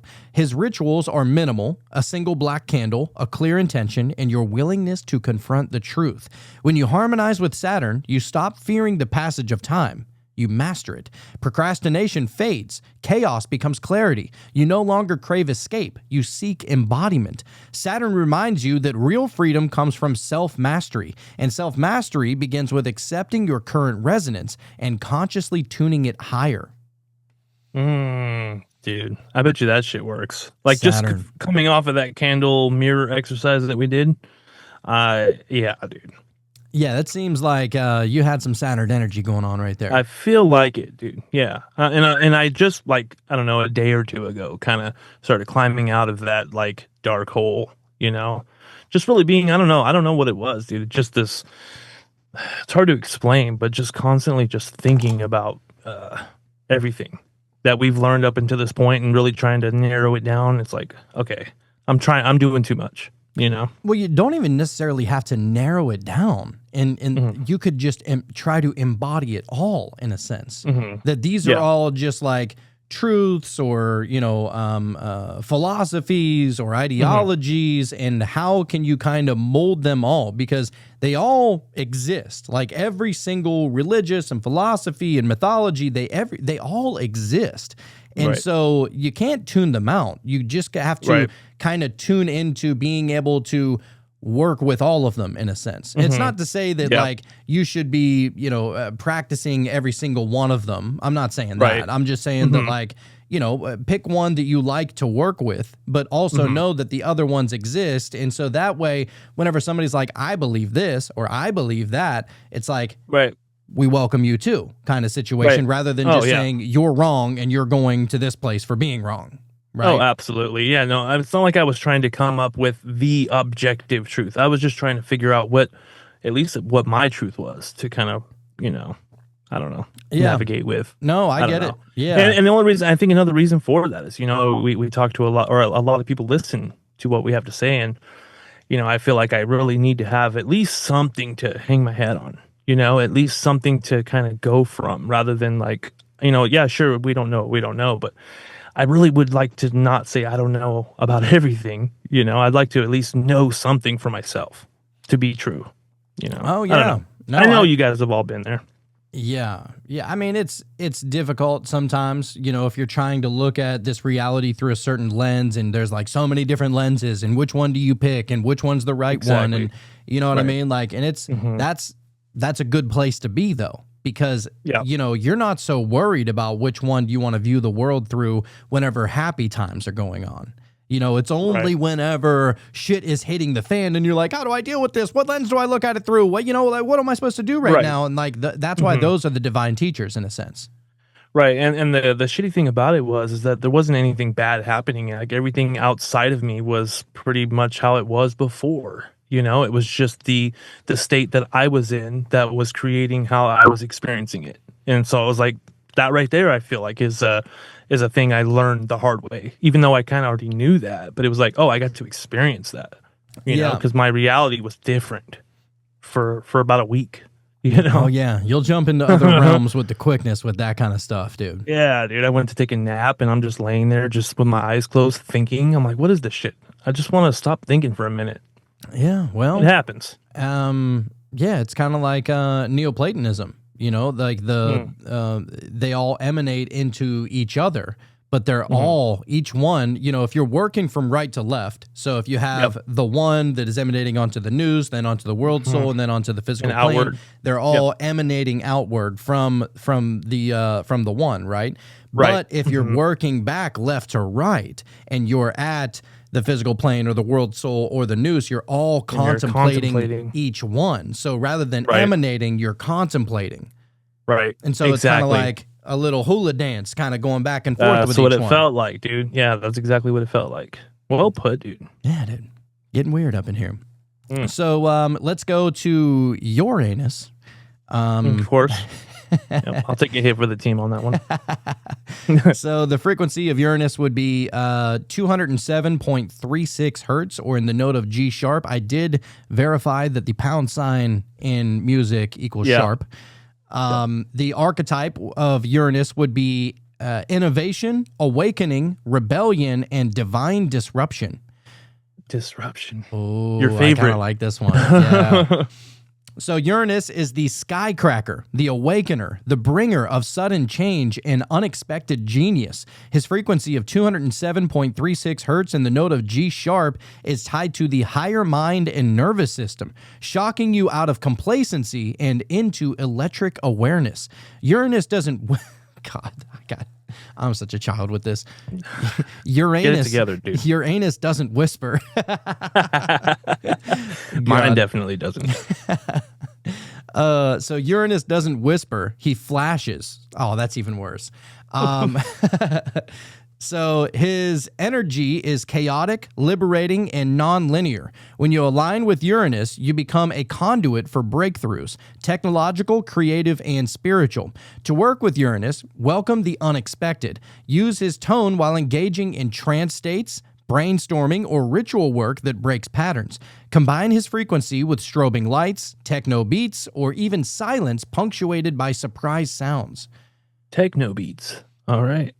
That reminds me of those weird meditations where it's all boop boop boop boop. Yeah. You know, it's like it's bring all them back one day. Yeah, We're it's not even all, letting nobody know about it. We're just gonna surprise them with it. You know, hit them with it. Because it starts out as just a regular thing. You know, you're just listening to a regular meditation, and then out of nowhere, boo boo boo boo. It's like, it shocked me a little bit. Oh, I almost lost it. It's funny, but it's like, you know, lighthearted kind of. Yeah, dude. So Uranus, that's what you would listen to in it. Well, a version of what you would listen to. So it says Uranus, he loves eccentricity, eccentric. There we go. So you would use labradorite. Oh shit, the labradorite. Labradorite for Mars, right? Yeah, how about that? Hell yeah. So you And that's use the one you're vibing with already? yeah, kind of. Yeah, I'm kind of digging it. So you'd use labradorite or moldavite to amplify his energy. His rituals thrive on the edge where comfort ends and genius begins. Say yes to the unknown, and Uranus will answer. Wow. Yes to the unknown. That's interesting. Yes, Void. No, thank you. So tuning to Uranus awakens the rebel mystic within you, the part that no longer tolerates illusion or repression. He's the archetype of divine revolution, not destruction for its own sake, but for evolution's sake. Uranus shatters to reveal. Shatters to reveal. Wow. He destabilizes to free. And when you harmonize with him, you become the lightning rod of higher consciousness, sparking others awake just by being fully yourself. Okay, I think that's my Holy favorite shit, one now. That's yours, dude. I like that. Absolutely. Who'd have thought? You know, you never take Uranus seriously. Right. Until he's you opening do. up third eyes and taking names. Yeah. So now let's get over to Neptune. So the frequency of Neptune would be 211.44 hertz, or in the note of G sharp. The archetype would be dreams, illusion, unity, and divine mystery. Oh, you already know this is going to be a good one too. It says Neptune is the ocean of the soul, the dissolver of boundaries, the veil between worlds. His frequency, 211.44 hertz, also resonates with G sharp, but where Uranus electrifies, Neptune softens. He vibrates through dreams, intuition, vision, and altered states. When you align with Neptune, you enter the fluid field of oneness, where identity fades and the divine is felt in everything. He teaches us that we are drops of water in a limitless sea. To enter Neptune's current, listen to his tone in float tanks while gazing into the water or during lucid dreaming practices. Use it with breathwork, sound bowls, or theta waves to induce trance. Ideal crystals include aquamarine, moonstone, and amethyst. Neptune's rituals often involve incense, candlelight, flowing movement, or chanting that drifts like waves. Unlike the sharpness of Mercury or Saturn, Neptune doesn't give answers. He experiences them. He trusts them.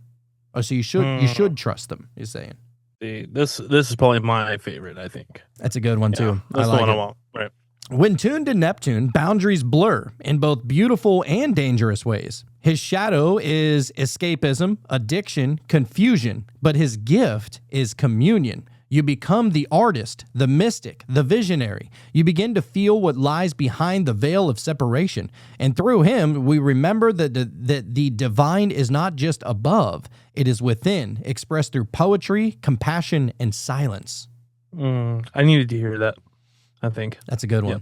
Yeah, I needed that. Need some Neptune in your life, sir. That's absolutely. Yeah, like yesterday. Like yesterday, yeah. Nextly, we have Pluto, the planet, not planet, whatever it is nowadays. What you will. Yep. The dwarf or whatever. But anyway, it still has a thing. So the Pluto, the frequency would be 140.25 hertz in the note of C sharp. The archetype would be death, rebirth, power, and shadow alchemy. So Pluto is the underworld within, the force of death, not to destroy, but to transform. His tone of 140.25 hertz in the note of C sharp resonates deep in the subconscious, often stirring buried emotions, forgotten memories, or karmic patterns. He rules over sex, death, rebirth, secrets, and regeneration. Aligning with Pluto isn't light work, it's depth work. You don't float in his current, you dive, you descend, and in doing so, you reclaim your power. To engage Pluto's energy, listen to his frequency in darkness, literal or symbolic. Use it during shadow journaling, ego death meditations, or tantric breath work. Obsidian, black moonstone, or garnet are ideal allies. You can pair this tone with chants like Lam, the root chakra, or, we listened to this meditation, Om Namah Shivaya. Remember that one? Yeah, dude. For transformative invocation, Pluto is best approached with humility, openness, and the willingness to lose everything you're not. When you truly harmonize with Pluto, you no longer feel fear death because you've practiced it. You've let go of old versions of yourself again and again. You've faced the void and found power. Let's go, Pluto. The heavy hitter, man. It is a heavy one. The kind of power that doesn't dominate but illuminates. Pluto shows you that your shadow so that you may become whole, and in that wholeness, you become a force of rebirth for the world. These are all what really you're supposed to be, right? Yeah, these are all really hitting though, aren't they, dude? Yes, dude, absolutely. And see, I didn't even know that it went that deep, but I find it very interesting, like I said, as far as how they all correlate, and what we found out. What was it about Mars? And like, I don't know, it's just, I don't know. How is that? Why does that all work? Just on a. And when you see, like, whenever you're looking at like your astrology chart, like your natal chart, right? And you'll see like, maybe Jupiter is your rising, or this is your this planet or whatever. I don't even know how to talk like that in that astrological stuff, because Right. it's like a whole learned thing. But when you look at it now, you can see, oh wow, so my sun is in Pluto or whatever, right? Like you'll be able to see like, oh, okay, so Pluto stands for this. This stands for Mercury, Right. and all Work the it different backwards. things. Right. I love it. Because oftentimes within astrology, I see a lot of people that are just like, oh, Mars, looks like you got a mean streak in you. It's like, wait a second. That's Well, just hold on. an aspect of Mars. It's not Right. the whole thing. Right. And so to be it's- honest, it's an aspect in all of us. I think that's what more likely. Oh yeah, dude. Yeah, I mean, some may have it a little bit more, some may have it a little bit less. Of course. But yeah, it's all existing. All of these energies exist within us. I mean, it's literally our solar system. It's the Right. closest group of big planets that are around all of us. So Like explain why you visit the rings of Saturn on a DMT trip, or why a lot of people interact with a praying mantis, and a lot of those people, I'm sure, didn't even look into it. They weren't even aware that was a thing that could happen, but all these people are sharing kind of a similar experience. It's like all of these archetypes are just in our DNA. Well, and that's the thing about and I love my conspiracy people. That's how I got started on this whole spiritual run in the first place, was by looking into conspiracies and not necessarily only embodying fear. And that's the thing with like a lot of people who, there's multiple ways of looking at conspiracy. You can look at it and be like, oh my God, they are really trying to fuck us, and just kind of invokes fear, I think, a lot of times. And I don't think that that's the point. The point is to become aware. This is why I always say open up that third eye at the end of all those episodes so that you embody awareness, so you know what to look for. That way you can't be manipulated anymore. But some people will look at that and be like, oh my God, I'm staying in the house. My kids are staying in the house. I'm not drinking this water anymore. You know what I mean? Like, it's always a fearful thing. And you don't necessarily have to go full defense mode. You just, you don't have to be offensive or defensive. You can just be aware. And, once you're aware, it's like, as soon as you find out that the burner on your stove is hot, it's not like that burner's bad. It's just, you're aware you're not supposed to touch it whenever it's hot. Yeah, dude. And for me personally, because when you first got started with the cult, and of course I was listening to you guys and just trying to help support you guys. And for me, man, I think it was, not necessarily let me just absolutely dive into each one of these topics and just have any kind of fear, but it was more so, like you said, an opening or an awareness of some of the illusion that I thought was real isn't. And so it just makes you a little more like, like you're open to what the possibilities that are there, and so that's kind of just what it did for me anyway. Yeah, it's just shattering illusions and breaking down veils. That's it. Yeah. So the last planet we're going to talk about here, and then we're going to get into constellations, but the last singular planet we're going to be talking about is the sun, of course. So the sun has a frequency of 126.22 hertz coming in at the note of B. So the archetype of the sun would be identity, source light, will, and divine self. So the sun is the pulse of consciousness, the central flame, the mirror of your divine identity. Its frequency of 126.22 hertz resonates with the solar plexus, obviously, and the third eye, offering clarity, confidence, and illumination. When you align with the sun, your ego doesn't dissolve, it aligns with soul. You remember that your individuality is not separate from source, it's a ray of it. The sun's tone helps you stand tall in your truth and radiate from your core. To harmonize with the sun, practice solar meditations at dawn or noon. Chant in the key of B while facing the light, imagining it filling your third eye and heart with golden radiance. Use citrine, sunstone, or gold. Recite affirmations of divine will and purpose, and solar rituals are empowered by movement, sun salutations, breath of fire, or simply dancing in gratitude. The sun doesn't ask you to worship, it asks you to shine. When aligned with the solar frequency, you become a light unto others, not through force, but through resonance. You don't need to convince, your presence becomes transmission. The sun teaches us that the ultimate truth is simple, radiant, and self-evident. You are divine light in human form, so shine accordingly. I was feeling that breath of fire today, dude. It was like 114 today in Phoenix. Yeah. So that's too stupid. hot. That's too damn hot. It doesn't make sense. And that's like half the year, dude. Yeah. You know what's funny too is that like you put something in the oven at 114, it's not going to cook at all. No. I mean? No. Yeah, but you go outside and it's like a hair dryer, dude. Yeah. So, all right, let's get over to star codes and constellation frequencies.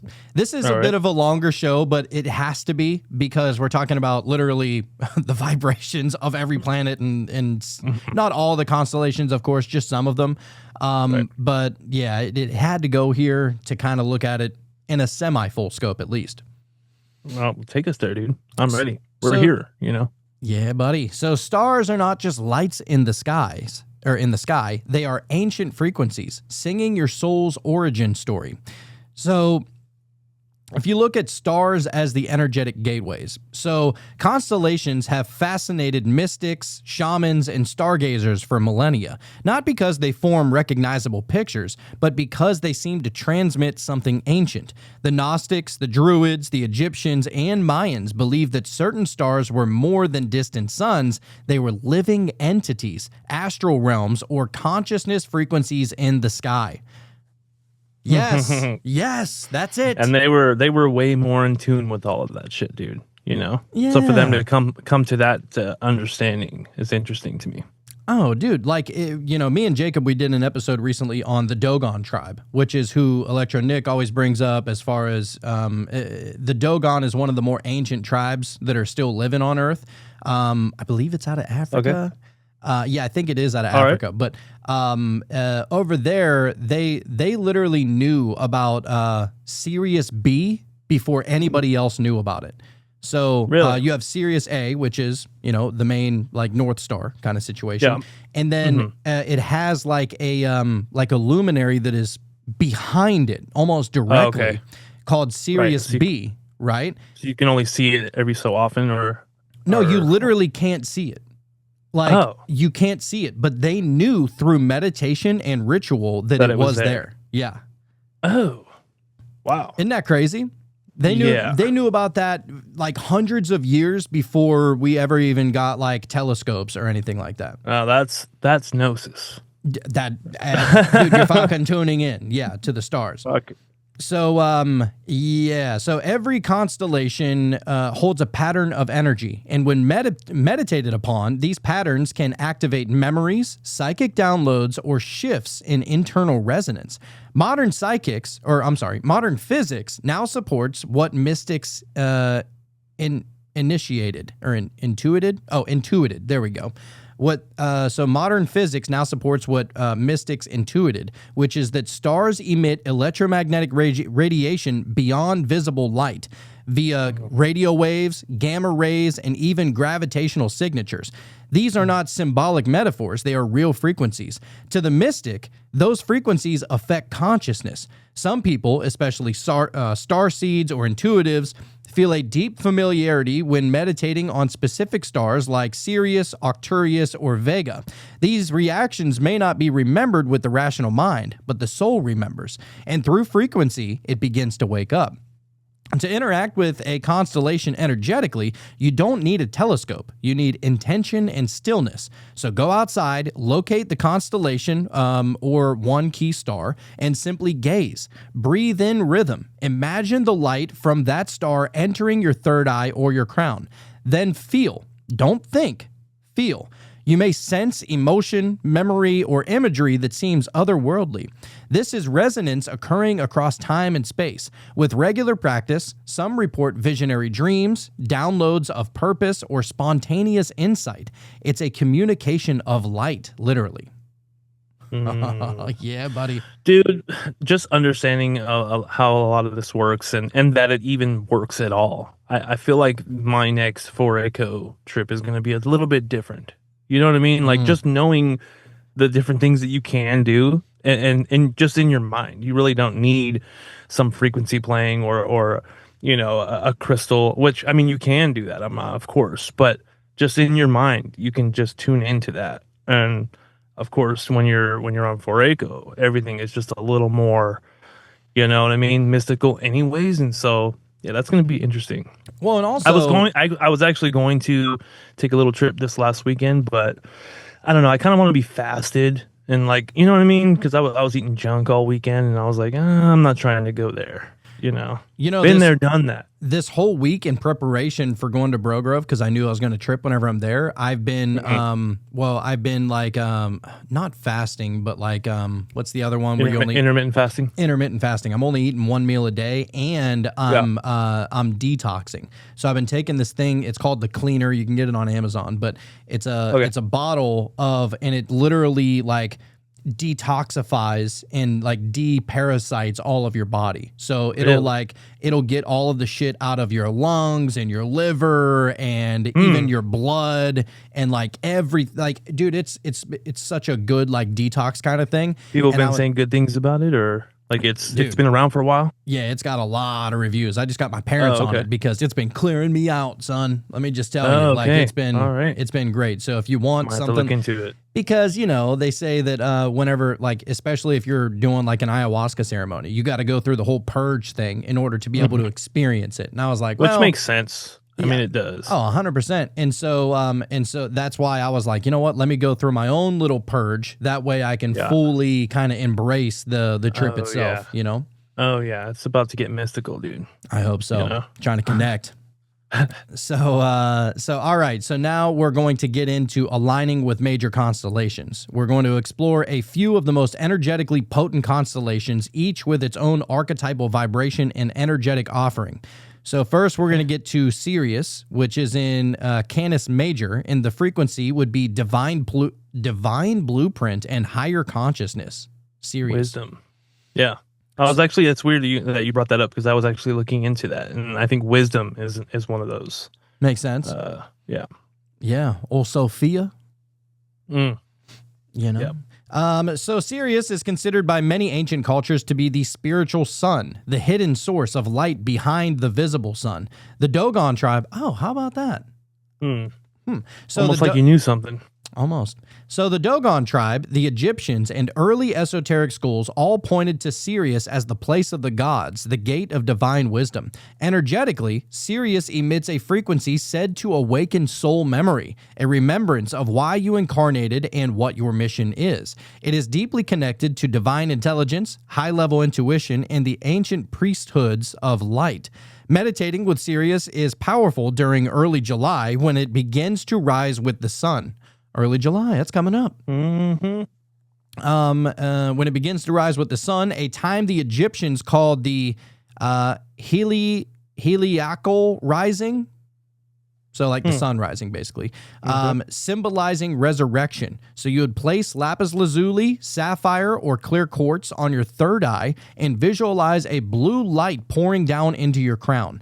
You can chant the vowel E, which opens higher cerebral activation. Sirius doesn't just reveal information, it reveals you to yourself. We all need a little bit of that, dude. Yeah, that's awesome. So aligning with Sirius helps devolve spiritual amnesia. It activates purpose. It brings clarity without needing complexity. People who regularly meditate with Sirius often feel drawn to become teachers, healers, or spiritual leaders, not from ego, but from sacred remembering. Sirius doesn't push, it awakens. It whispers, "You've done this before." You're here to find out why you made the decision, right? Yeah. So now the next one, there's only two more that we're going to get to as far as constellations go. It's kind of just like a beginning of looking into certain constellations. So the next one we're going to get is to Orion, which is a pretty good one. I mean, the Egyptians thought so, right? Mm-hmm. The Orion frequency, which would be the warrior sage and duality integration. Mm. The warrior sage, you ever hear about like the warrior monks? Dude, like imagine you're just meditating all fucking day. You barely eat like maybe a couple of times a week, and that's just basically donations. Right. And then you're like practicing, like Doctor Strange type shit in the meantime too. Right. Yeah. So Orion's belt is one of the most recognizable patterns in the sky and one of the most mysterious. Many ancient temples, including the pyramids at Giza, are aligned with it. Esoterically, Orion represents the balance of masculine and feminine, shadow and light, matter and spirit. It is energy both protective and initiatory. To work with Orion is to face your own inner polarity and come into power through integration. To tune into Orion, meditate on the belt of stars. They're called Alnictat. Alnictac. I don't know how to say these words, but the 3 stars of Orion, basically, while doing breath work or qigong. Their geometric alignment acts like a tuning fork for the body's meridian system. So use obsidian, tiger's eye, or smoky quartz. Set intentions for clarity and strength. You might find insights about your past lives, karmic battles, or personal power returning. Orion is less about peace and more about truth through strength. Working with Orion can feel like entering a warrior's temple. It tests you, but once attuned, it opens a direct channel to inner authority, not dominance, but sovereignty. You don't just know who you are, you stand in it. Orion's vibration teaches that conflict isn't the enemy, it's the forge for spiritual armor. That checks out. And you know how they do line up with the pyramids. I wonder if there is something to do with that. I mean, I'm sure that there has to be, you know, as far as when they are in fact lined up, you know, at that particular time. Yeah. I wonder if there's something that they used to do on that day, or you know what I mean? Like that was their sign. Oh shit, okay, it's lined up. It's time to, you know, do whatever meditation or whatever it is that they're trying to do. Oh yeah. Yeah. You know? Well, it's like even like not all the pyramids, but the one in where is it? In Costa Maya, they have Chichen Itza, which is basically, and I was there recently on a cruise, but they have and what is it like? Only one day a year you can see the shadow that aligns on this pyramid that looks like a full snake. Right. Yeah. You And know I'm what I wondering mean? if that what would that be, the like one of the equinoxes, I'm sure. You know? I think so. Yeah, yeah. It's like Yeah. maybe it's the summer solstice, maybe. Yeah, one of those. Yeah, so pretty cool that they just knew that shit. And it doesn't, dude, and what the crazy thing is that it doesn't even stay there the whole day. It's literally for like a minute. Oh, 1 yeah. minute a year that you see this Just snake. while the sun's going down. Yeah, this 1 minute a year Yeah. that this snake is like over at Chichen Itza. It is freaking fascinating. People Right. caught it on And camera it too. looks It's like the awesome. snake is going up, right? I think so, Up the yeah. turn. Yeah. Yeah, I just saw a video on that actually like 2 days ago. Funny It's enough. so cool, dude. Mhm. All right, now let's get over to the Pleiades. So Of the course. Pleiades would be, the frequency of Pleiades would be healing, feminine wisdom, and collective heart. Shout out Makes to sense. Electro Nick and his podcast called Shout The out. Collective Perspective. So Yes, dude. the collective heart, that makes sense. So known as the Seven Sisters, the Pleiades are a cluster of stars with powerful mythologies across nearly every culture: the Hopi, the Maori, Greek, and Japanese. In mystical teachings, the Pleiades are said to be a home of heart-centered healing, creativity, and interdimensional connection. Their frequency resonates with the throat and heart chakras, often activating dormant empathy, telepathy, and emotional clarity. Meditate with Pleiadian energy by visualizing a cluster of soft blue or pink stars swirling over your heart. Breathe in and chant the sound ah to expand the chest. Use stones like rose quartz or celestite. The Pleiades are said to send frequency packets that arrive as downloads in dreams or during meditations. These often contain healing messages for you and for the collective, a kind of starlight transmission from your galactic sisters. Aligning with the Pleiades doesn't just bring healing, it often initiates a creative awakening. You may feel called to sing, paint, speak, or build. Their energy reminds us that art is medicine and that the divine feminine is not passive, it's powerfully receptive. The Pleiades activates the soul's desire to beautify the world and to communicate love across realms. Wow, that checks That pretty much out. lines up. Yeah, pretty much lines up with everything that we know Nick to say, and it's funny too how they mentioned it as far as, you know, the download packets were to be shared, you know, with the Yeah. collective, and that's how it comes off too. It's not so much, you know, and I'm sure he gets messages for himself or for maybe even, you know, close ones around him, but in general, it seems like this is for everyone. You know, share it with everyone, and we love you. You know? And that, yeah. Yeah. Freaking awesome, dude. Shout out to the Pleiades. Now we're going to get to rituals to tune your soul to the celestial symphony.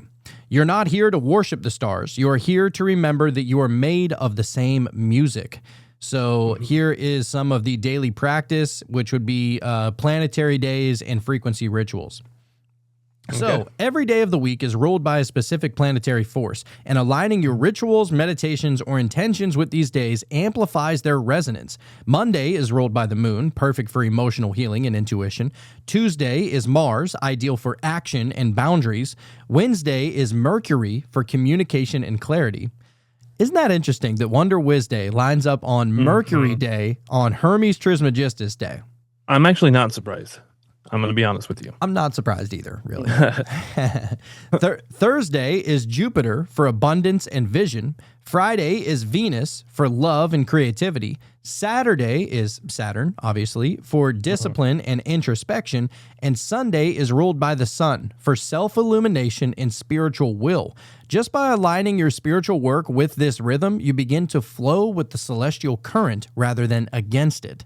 That's what we were talking about. You flow with it and just go with it. It's okay that these things are happening to you. How you react. That's the main thing. That's the key ingredient that we're looking for. How are you going to react? That's The it. key point is That's all there not is to to it. react. Right. If you can help it. Right. If you, once you become aware, don't react. I mean, don't do Yeah. it. Just be like, Just oh, transmute. You know?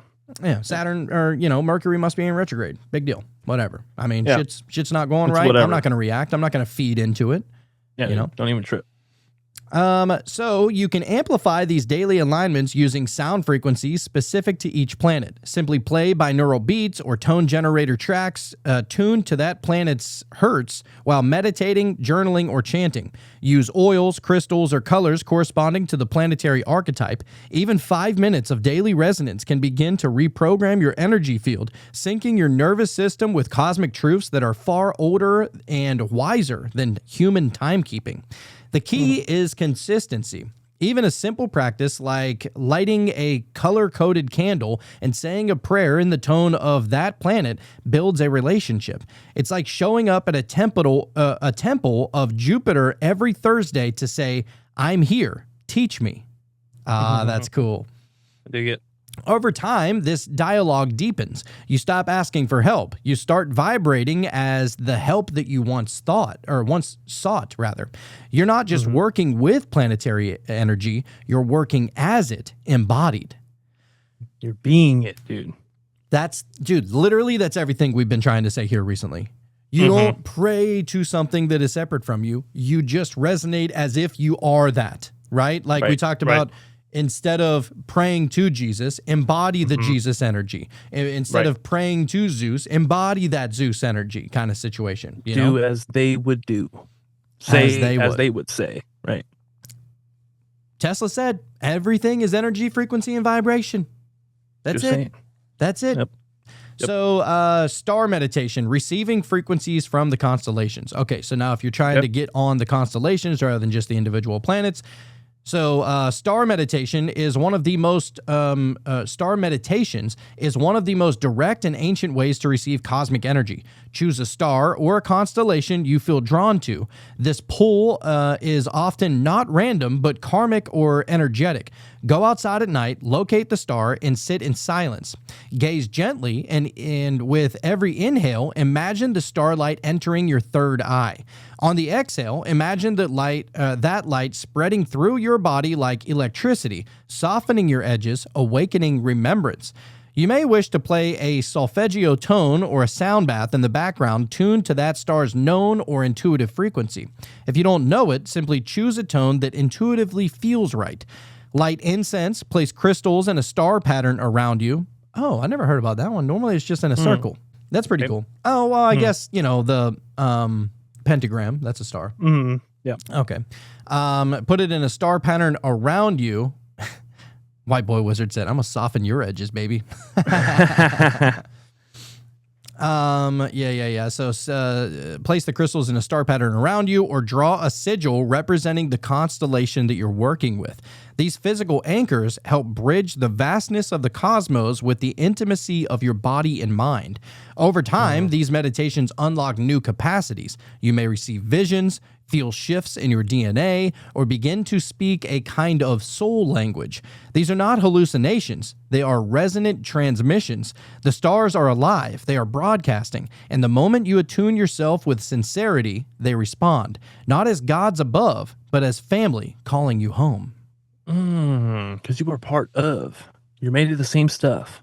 That's it, dude. I mean, we all got a little stardust in us, you know? That's right. That's right. So now we're going to get to sound healing, becoming a living instrument. So your body is a temple, but it's also an instrument. Every chakra, organ, and cell vibrates at a frequency, and when out of tune, dis-ease arises.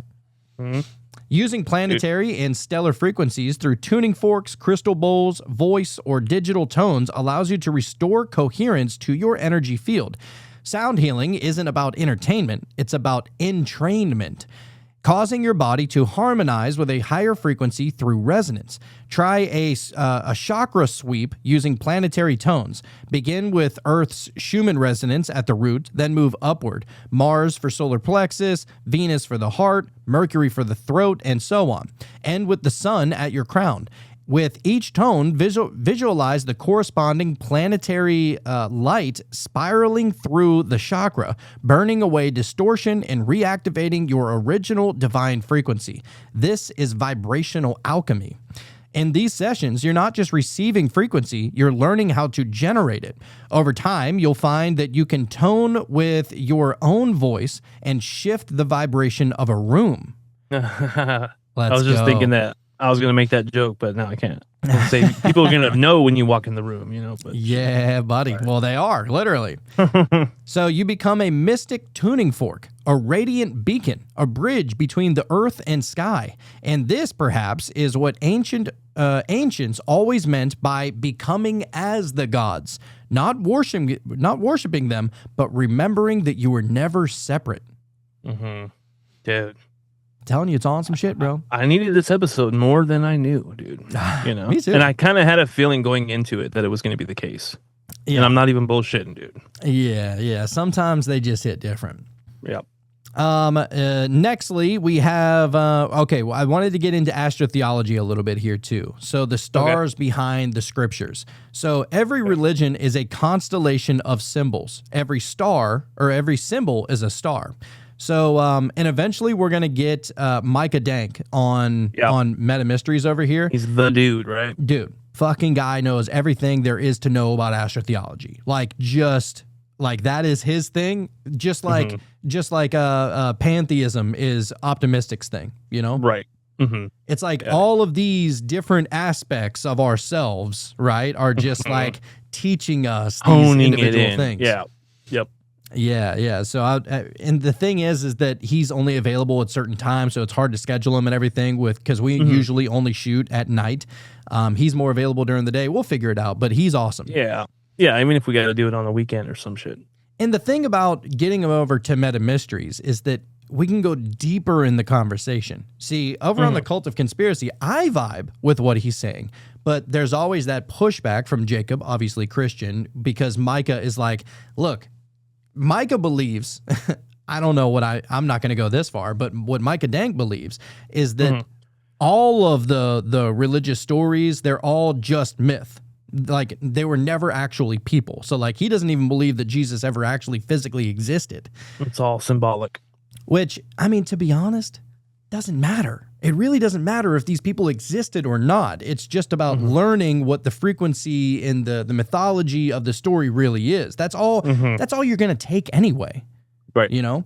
Yep. So he looks at it from that angle, which, you know, I think that conversation would be really awesome over here. No, that'll be awesome for sure. So every religion is a constellation of symbols. Here we go. Astrotheology is the sacred science of interpreting religious and mythological stories through the movements and meanings of the stars. It suggests that many tales found in the Bible, Egyptian texts, Vedic scriptures, and beyond were never meant to be taken literally, but rather astronomically. The story of Jesus and the 12 disciples, a symbol of the sun and the 12 zodiac signs, the virgin birth under a star in the east, that's Virgo, and the rising of Sirius. Crucifixion and resurrection, it aligns with the sun, quote unquote, dying for 3 days at the winter solstice and rising again as the days begin to grow longer. These weren't fabrications, they were encoded truths hidden in plain sight. Every great civilization watched the sky, not just for farming or timekeeping, but because they believed that the stars held the blueprint for divine order. The Egyptian god Osiris, the Persian Mithra, the Greco-Roman Dionysus, and the Christian Christ all share astonishing parallels. Miraculous births, 12 companions, death and resurrection, journeys through the underworld. Why? Because they were all built upon celestial archetypes. The heavens were the original Holy Scripture. Let's go. They're all the stories of us in that regard, you know, That's of it. this. Just archetypes. Archetypes Right. are just like characters in a story. That's it. Yep. And so, yeah, the heavens were the original Holy Scripture, and astrotheology is the key to reading it. When you see religion through the lens of astrotheology, it doesn't strip it of the meaning. It deepens it. You realize that myths were maps, not mandates, that gods were energies, not egos, and that the true temple isn't built of stone, it's the sky above and the soul within. Aligning with planetary and stellar frequencies isn't New Age, it's ancient age. It's the original spirituality, the cosmic language that speaks through light, rhythm, and story. And when you learn to read it, you discover that you were never just a seeker. You were always part of the pattern. Mm-hmm. You're always a part of the story. My God, I love this stuff. All right, so that's about it. We got one more little closer here. So I wanted to say that your soul is a tuning fork. So you were born into a song, a unique frequency of stars, planets, constellations, and moments that harmonize to become you.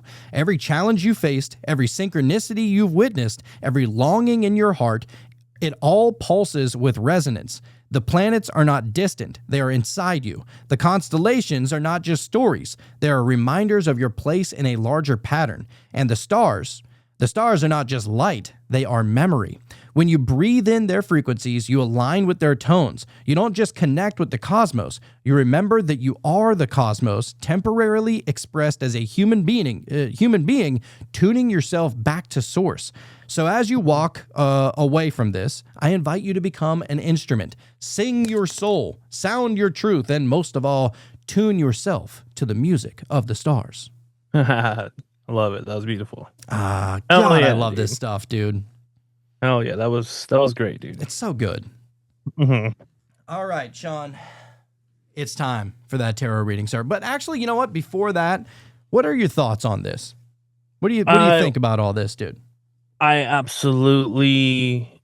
mess with it, dude. I really do. And I feel like if you really dive into it and really try to understand it and actually apply it, I know for a fact you're going to get something out of it, you know?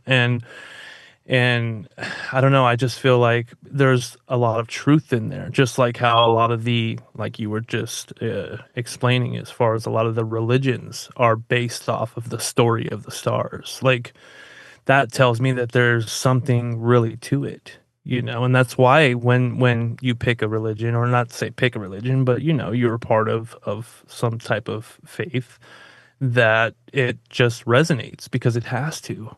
You know, like if you really believe in it, it resonates so much because of this, you know? Yeah. I really do think that that's probably what's going on, man. My favorite movie is The Matrix. And that movie was basically a savior story. I mean, Neo's character is based off of basically Jesus, you know, their savior that's going to help all of humanity. And it's like, I don't know. There's just something to that. Well, It's a great story. Yeah, well, and it all goes back to, you know, awakening the Christ within and learning that there is no external savior. It's all internal. That the only thing out there that can save you, if you need saving, is yourself. That's why we go on this journey. It's the Fool's Journey. It's why we do a tarot reading every single episode. The Fool starts out as just like somebody curious and somebody a little dipsy and everything. You know, he's standing on the edge of a fucking mountain with one foot dangling over. And he's like, you know, kind of just doesn't give a fuck. And so but he goes on the whole Fool's Journey. Before you know it, he ends up at the world. And it's like, you know, you can apply all of that into your life. You know, you go and you meet the magician and you meet all these different archetypes within the journey. It's like, and that's kind of how I view each one of these episodes. It's like each episode essentially is kind of like just another step on the fool's journey kind of thing, Absolutely, dude. And that's how it feels to me, dude. There's times where I'm like, oh, I need a couple days with this, just to process it. Yeah. So, yeah. I'm really glad we dived into this one. Yeah. Which is, why I just love this fucking show, dude. It's just so much fun. It's just a fun hangout with y'all, Yeah. Yeah, dude, for sure. I got a tarot card for you guys if you're ready. Let's dive, baby. What is it? So I actually got two, but one I pulled kind of like right as we were starting, and so I'll pull that one later. But we got the 10 of Pentacles, which is interesting because they're surrounded by stars, and we're looking into the constellations and what have you. So that is true. Okay, so the 10 of Pentacles, the culmination of prosperity has arrived. This enables you to create from a new place of abundance alongside those you love. A card of shared wealth and bounty, the 10 of Pentacles shows 3 generations of family enjoying themselves in the luscious garden on their property. We get this card so often. Yeah, I feel like we got it either last episode or the episode before. Yeah, it was pretty close. The family is surrounded by 10 pentacles, showing that they do not have to worry about matters of finance. The 2 dogs are symbolic of loyalty, while the depiction of children, adults, and an old man illustrates the process of maturing that unfolds throughout your life. Spiritual message behind it says buying a home or inheriting property or money are all current possibilities. You're also seeing overt generosity from your family or important members of your social circle. You have plenty of love and support to further your dreams, especially when you seek advice from people who you respect who are older and wiser. The meaning of the card is wealth, family, and inheritance. The numerology being 10, obviously it's the 10 of Pentacles, which means the complete cycle. So, good stuff. What was that other card? Yeah. The other card I got was the Judgment card. Oh, and just coming off of, like I said, and not that I don't feel like I was necessarily not to say that this card's for me, but just it's interesting because I don't know if necessarily I was judging myself, but I was really going hard on trying to figure out just as much as I could, in such a short amount of time. And so I don't know. Maybe it's something. I don't know. We'll see. Well, I mean, the Judgment card is the second to last step on the Fool's Journey. Oh, okay. It's like, right. It goes Judgment and then the World card. The World card's the last one, right? Right. Okay. So, Judgment. Judgment serves as the ultimate release when we are accepting of the past and of ourselves as we follow the divine call to our spiritual awakening. You are ready for the next step in personal growth, accepting yourself and releasing the past. In the Judgment card, an angel in the sky blows a trumpet while people emerge from caskets, rejoicing as they heed the call. The artwork on this card references the biblical resurrection on Judgment Day. Overt Christian themes aside, what you see on this card is a depiction of answering the universe's signs that prompt a spiritual awakening. During the awakening process, you reflect on your life, choices, actions, and experiences. As you judge yourself, remember to have compassion for who you once were and release those judgments so you are able to move on from the past. The spiritual implication would be put your energy toward noticing the signs from the universe so you can begin releasing yourself from self-criticism and judgment. This is the time to start accepting your spiritual gifts, moving on from past pain, and embracing a new period of spiritual awakening. That's a heavy one, dude.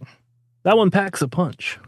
Oh, wow. Yeah. I feel like this card is more directed at this episode, to be honest with you, because it talks about awakening and acceptance, and the astrology would be it stands for Pluto. That's the planet that's associated with it, which is for transformation, death, and rebirth and power.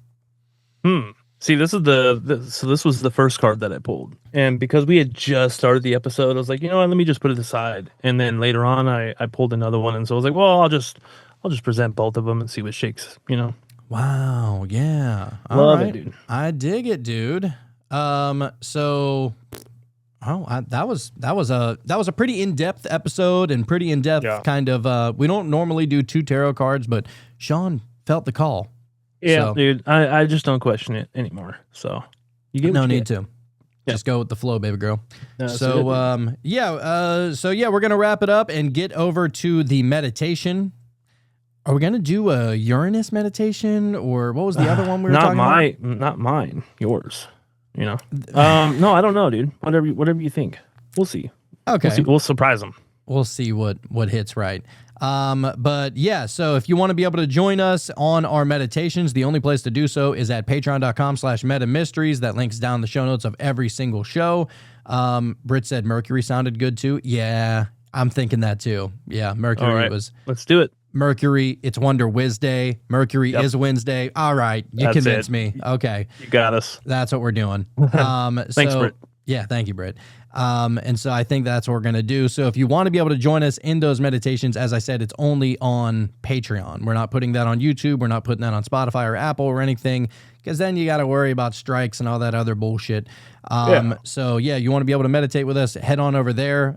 Even if you're not interested in the meditation, it's still a great way to be able to support us. You'll be able to listen to all the shows completely commercial free, and you'll be able to see all the video. So if you're interested in that, then come check us out over there. Also, what would really help is if everybody listening would be able to go over to Apple Podcasts or Spotify and leave a review, give us 5 stars, do all the things. Every single thing helps the algorithm. So even if you think that we suck and that we're the worst podcast that's ever existed, let us know that too, because that helps. We can't be the worst, though. No way. I mean, But maybe. I don't maybe know. in some people's eyes, you never know. Yeah. So yeah, leaving reviews and 5 stars. We appreciate all of the one that has been doing that so far. And actually you can do that on the Cult of Conspiracy and on Meta Mysteries, because we're posted on both over there. Also, if you leave a comment or like and subscribe on YouTube, that also helps push us on the YouTube algorithms. We're also on Instagram and TikTok. Go and check us out over there. But yeah, other than that, let's get over to the meditation. So with that being said, if the stars came here and they taught you anything, it's that you don't know what you don't know. So don't just get weird. Stay weird. Open doors inside your mind. Leave the ordinary far behind. Colors swirl and stars align. In the meta mysteries you'll find. Shauna, What up, my dude? that was a good one. We were in there for a while, bro. Yeah, almost 20 minutes. Shit. You say you like them Yeah, it longer was- ones, so we've been trying to go a little longer. Yeah, dude. It took me a long time, and I just felt like I couldn't get out of my own way. But towards the end, I had like just some visuals, but nothing too crazy, dude. But like I said, it just took too long for me to get out of my own way. Almost like not like I forgot how to meditate, because it's been a good minute, But that's the first time in a little while that I've meditated, like intentionally, anyways. But I mean, it was nice though. I definitely was able to pick up on some of the parts of my body that were kind of feeling tense or whatever, and so I was trying to, at the very least, relax those areas. But yeah, I didn't really have anything super profound anyway. Oh, Britt agrees. She said same. Yeah. For me, it started out that way for sure, because it had been a little while, and I've been meaning to meditate a little bit more often, but just over the summer, I got both the kids, and it's hard to get away, and I already feel bad enough shooting as many shows as I do to, be having that amount of time separate from them, but. Yeah, I think that it's pretty important to just try and meditate, like, dude, even a couple minutes before bed. I mean, just try and find a little bit of time for it. To do. Yeah. Right. Or as soon as you wake up. But yeah, dude, it was it started out pretty whatever. And then I was just like, all right, I was just keeping in my mind Mercury, the planet, Mercury, the god, and Hermes, right? And I was just like, Hermes, come on. Like I'm getting myself there. Tune me in. I'm trying to go there, right? Yep. And so then I just started visualizing like the planet or the frequency or whatever that is Mercury, and I was just picturing like this, reddish orangish kind of energy that Mercury is, and I was seeing like the pulsating of it for sure, or the vibrational splash or wave of it. And it was weird, dude, because I actually forgot. Like, I used to, whenever I would meditate, like whenever I first learned how to actually meditate, they would say, like, focus all your attention, like even like point your eyes toward your pineal gland. So when your eyes are closed, literally just point your eyes up and just focus on the spot in between your eyebrows. And that does like wonders, right? And because it's like, I don't know what it is, but it definitely does something because, it's going to sound weird, but it's almost darker in there when you're pointing your eyes up to your third eye. It's like more dark and more like a void almost, but it almost, it's like whenever you're looking there, it's weird like you start to experience like weird things. So I was like visually seeing, not just in my third eye, maybe it was in my third eye, I don't know. But I was like, I kept on seeing like just utter blackness and voidness, right? But then I just started feeling like I was seeing like emanations of things start to manifest. And so I was like, I was starting to see like faces and shapes and objects and all this weird stuff. And it's like, because you have to almost strain to look up whenever you're meditating. You have to almost strain to look up at your third eye. So it is kind of like an action that you're doing, right? And that just like, I don't know if it evokes something or what, but I don't know. I felt like, I don't know, maybe it was some kind of activation of sorts. I don't know. It's hard to put into words. That's cool. Yeah, no. Yeah, for sure. And a lot of times when you're seeing some of those things, you can't even really describe what you're seeing, you know, and it's really fleeting. You'll see it and it kind of just goes away, you know, at least if you're looking with your eyes and not just in your third eye. But yeah, man, I mean, overall it was a great meditation, and I felt like I probably needed it, you know. I'm sure it did something more than I'm even aware of, but yeah, good suggestion there, Britt. I'm happy we went Mercury on that one. That was a fun one.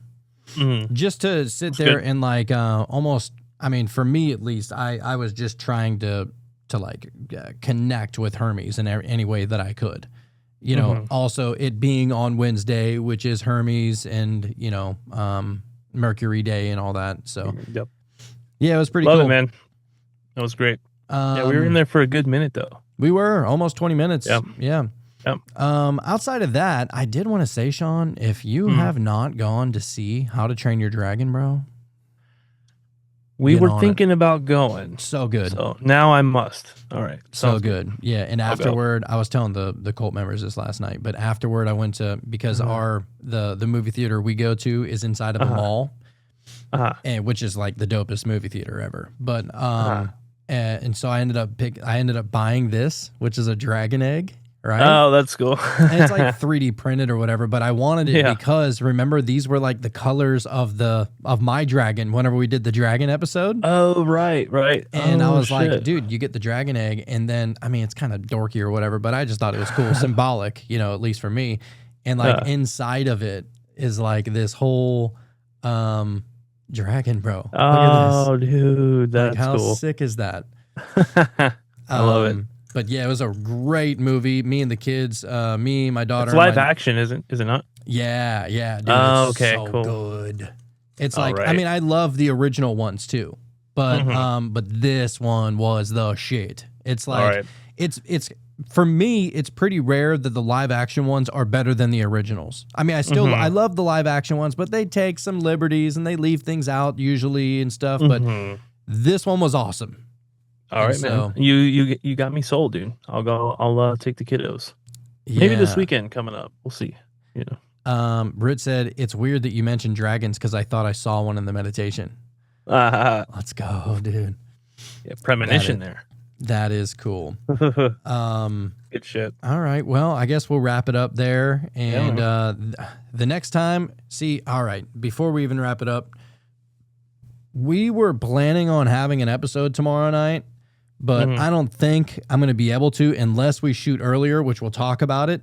But this very well could be the last episode before I go to Bro Grove, in which whenever I come back from Bohemian Grove, I'm sure there's going to be crazy stories that are going to come from that. I'm sure. We'll make up for it then in that case. Oh yeah, dude. So- I'm gonna be able to meet Sam Tripoli and Owen Benjamin in person. Oh, really? Yeah. Oh, good shit, dude. That'll be fun, man. Yeah, that'll be a- fun. It'll be a lot of fun. So we're gonna be like Alright. doing like meet and greets with people that are going there and everything, and then we're all gonna be like going to get dinner and collaborating Oh, nice. afterward and shit. Yeah, it's gonna be Good pretty cool. shit, dude. Have some fun, man. Oh you know. yeah, dude. Yeah, it's gonna be a lot of fun. And let us know all about it. Oh yeah. All right. Well, I guess we'll beat it up out of here, and then we'll see y'all on the flip side. Bye, guys. Voices drift on winds untamed. Words like spells that can't be named. Close your eyes and feel the sound. Journey where no bounds are found. Open doors inside your mind. Leave the ordinary far behind. Colors swirl and stars align. In the meta mysteries you'll find.